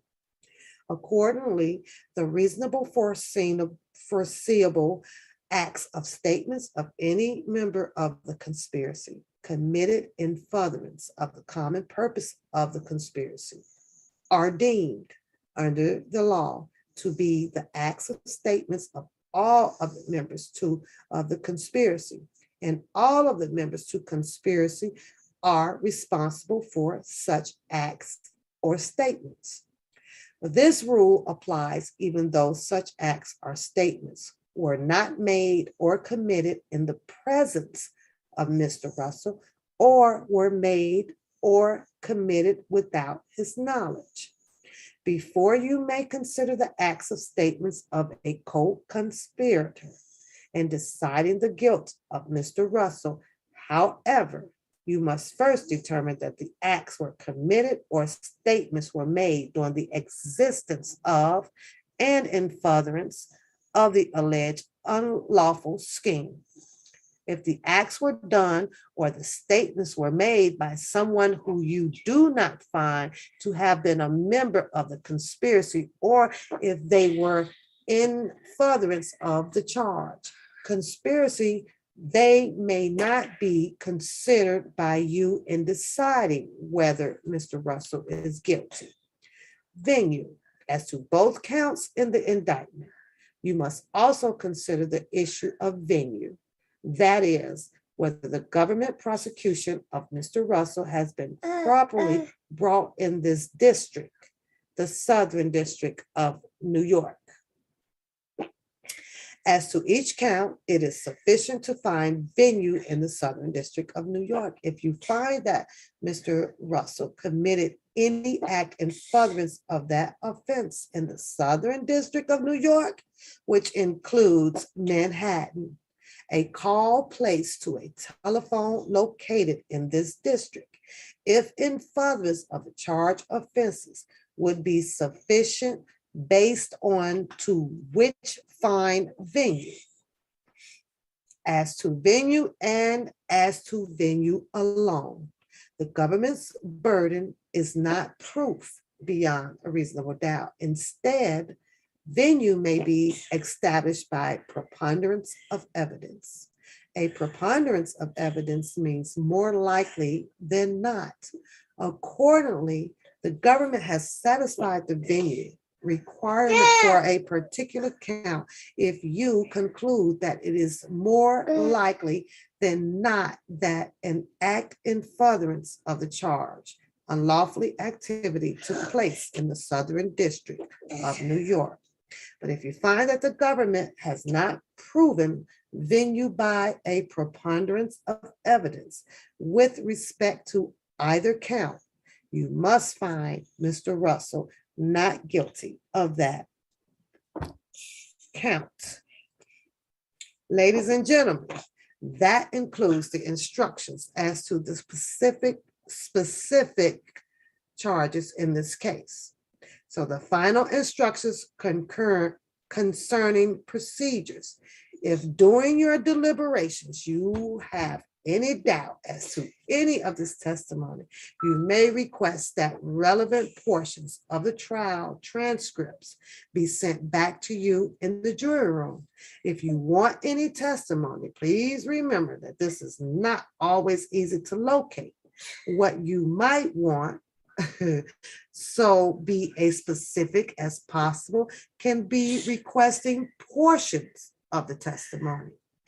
All of the documentary exhibits that have been received in evidence will be sent into the jury room. If you wish to see or hear recordings again, you may request that, and we will play the recordings for you here in the courtroom. If you want any further explanations of the law, as I have explained it to you, you may also request that, as I noted earlier. However, you may take into the jury room your copy of these instructions. Any communications to me should be made in writing, signed by your foreperson. Included the date and the time and be given to one of the marshals. So please make any notes as clear and precise as possible. And do not tell me or anyone else how the jury stands on any issues until after a unanimous verdict is reached. Your function is to weigh the evidence in this case and to decide whether the government has proven beyond a reasonable doubt each of the essential elements of the crime in which the defendant is charged. If the government has succeeded in meeting its burden, your verdict should be guilty. If it has failed to do so, your verdict should be not guilty. You say it's broke up. Yeah, girl. Done took it all away. I had to kick in. Grandma mode, girl. I had to kick in G-Ma mode. Yep. You noticed that too, right, Gigi? See how I can do that? Girl, I told you I can walk that line. If the government had, okay, so it says that you must be back. I know he's probably hungry. And then I got to give him a bath. So I'm getting through it. I think we got about 2 more pages. Must base your verdict solely on the evidence and these instructions as to the law. And you are obligated under your oath as jurors to follow the law as I instructed you, whether you agree or disagree with a particular law in question.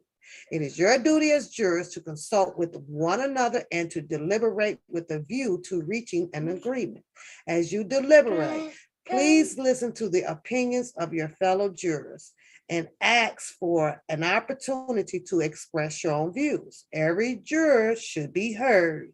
No one juror should hold center stage in the jury room, and no one juror should control or monopolize the deliberations. Each of you must decide the case for yourself, but you should do so only after consideration of the case with your fellow jurors. You should not hesitate to change an opinion when convinced that it is erroneous. Discuss and weigh your respective opinions dispassionately without regard to sympathy or to prejudice or favor for each side. Your verdict as to each charge must be unanimous. However, you are not bound to surrender your honest convictions concerning the weight of the evidence. Shut up. For the mere purpose of returning a verdict or solely because of the opinion of others. Each of you must make your own decision about the proper outcome of this based on your consideration the evidence in your discussions with your fellow jurors. No jurors should surrender his or her conscious beliefs solely for the purpose of returning a unanimous verdict. Remember at all times, you are not partitions. You are judges of the facts. Your sole interest is to determine whether the government has proven the defendant's guilt beyond a reasonable doubt. If you are divided, do not report how the vote stands. And if you have reached a verdict, do not report what it is until you ask in open court. Oh, you guys, I'm gonna have to end. We know the rules of so basically she's just, oh, that was it, 32. Okay, wait a minute. So she just gave the duties of the foreman. I have prepared a verdict form. She's given them a verdict form for them to use in recording their decision. So use that form for the report of the verdict. She talked about the notes to them. I got to skim through this a little bit faster. And the rules of conduct, the conclusion. Members of the jury, that concludes my instructions to you. I ask you to remain seated while I confer with the lawyers to see what there are, if there are any additional information. Okay, so there we have it. Now, let me finish this. Let me get this off of here. Stop sharing that. And I'm back on the screen just for a second, you guys. But the baby is up. He had his longest nap. I hope you guys enjoyed the reading. Go back and replay it. Take some notes or whatever from up out of there. If you guys are planning on, arguing, or you're on another person's channel and it comes up to talk about that, you'll have this to reference to. Don't forget, you guys, hit the like button on the way out. That took some time to read. I will be on my Juan Papoose channel Sunday nights for 1 hour. You don't have to be there because I'm just going to be reading, and it's just a message that I want to get out. I want to get this re-education of we the people back out, of the four founders for our nation out here that we live up under, and how everything came about from the beginning of time and where we are now. I hope that you guys would click over there on the channel and just give me your thumb up, just for me, just sitting and having my reading. Even if I am reading to myself, come over and just, share a like button over there on that channel. And that's on Sunday night, starting tomorrow for 1 hour every Sunday until I conclude that book. I enjoyed sharing the paperwork with you guys. But I gotta go be G-Mom, y'all. I got to go be G-Mom. Let me tell y'all. Let me see if I can get him to say hi to you guys. Hold on. Let me see. I probably can. Hold on. Because he's up. I don't know, because I'm in a different screen right now. So I don't know if it's gonna let. Oh, wait a minute. I can do it here. Hold on. Let me take it off. There we go. Say bye-bye.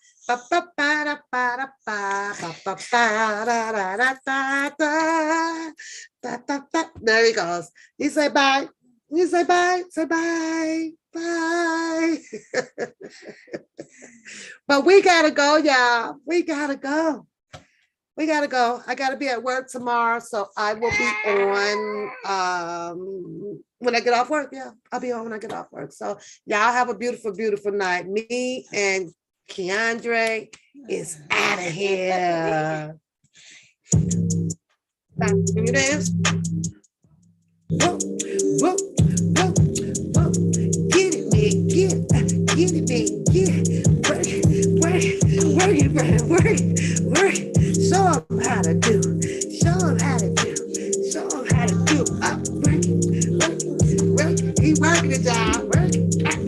Push that. Work it, work it, work it, work it. You say bye?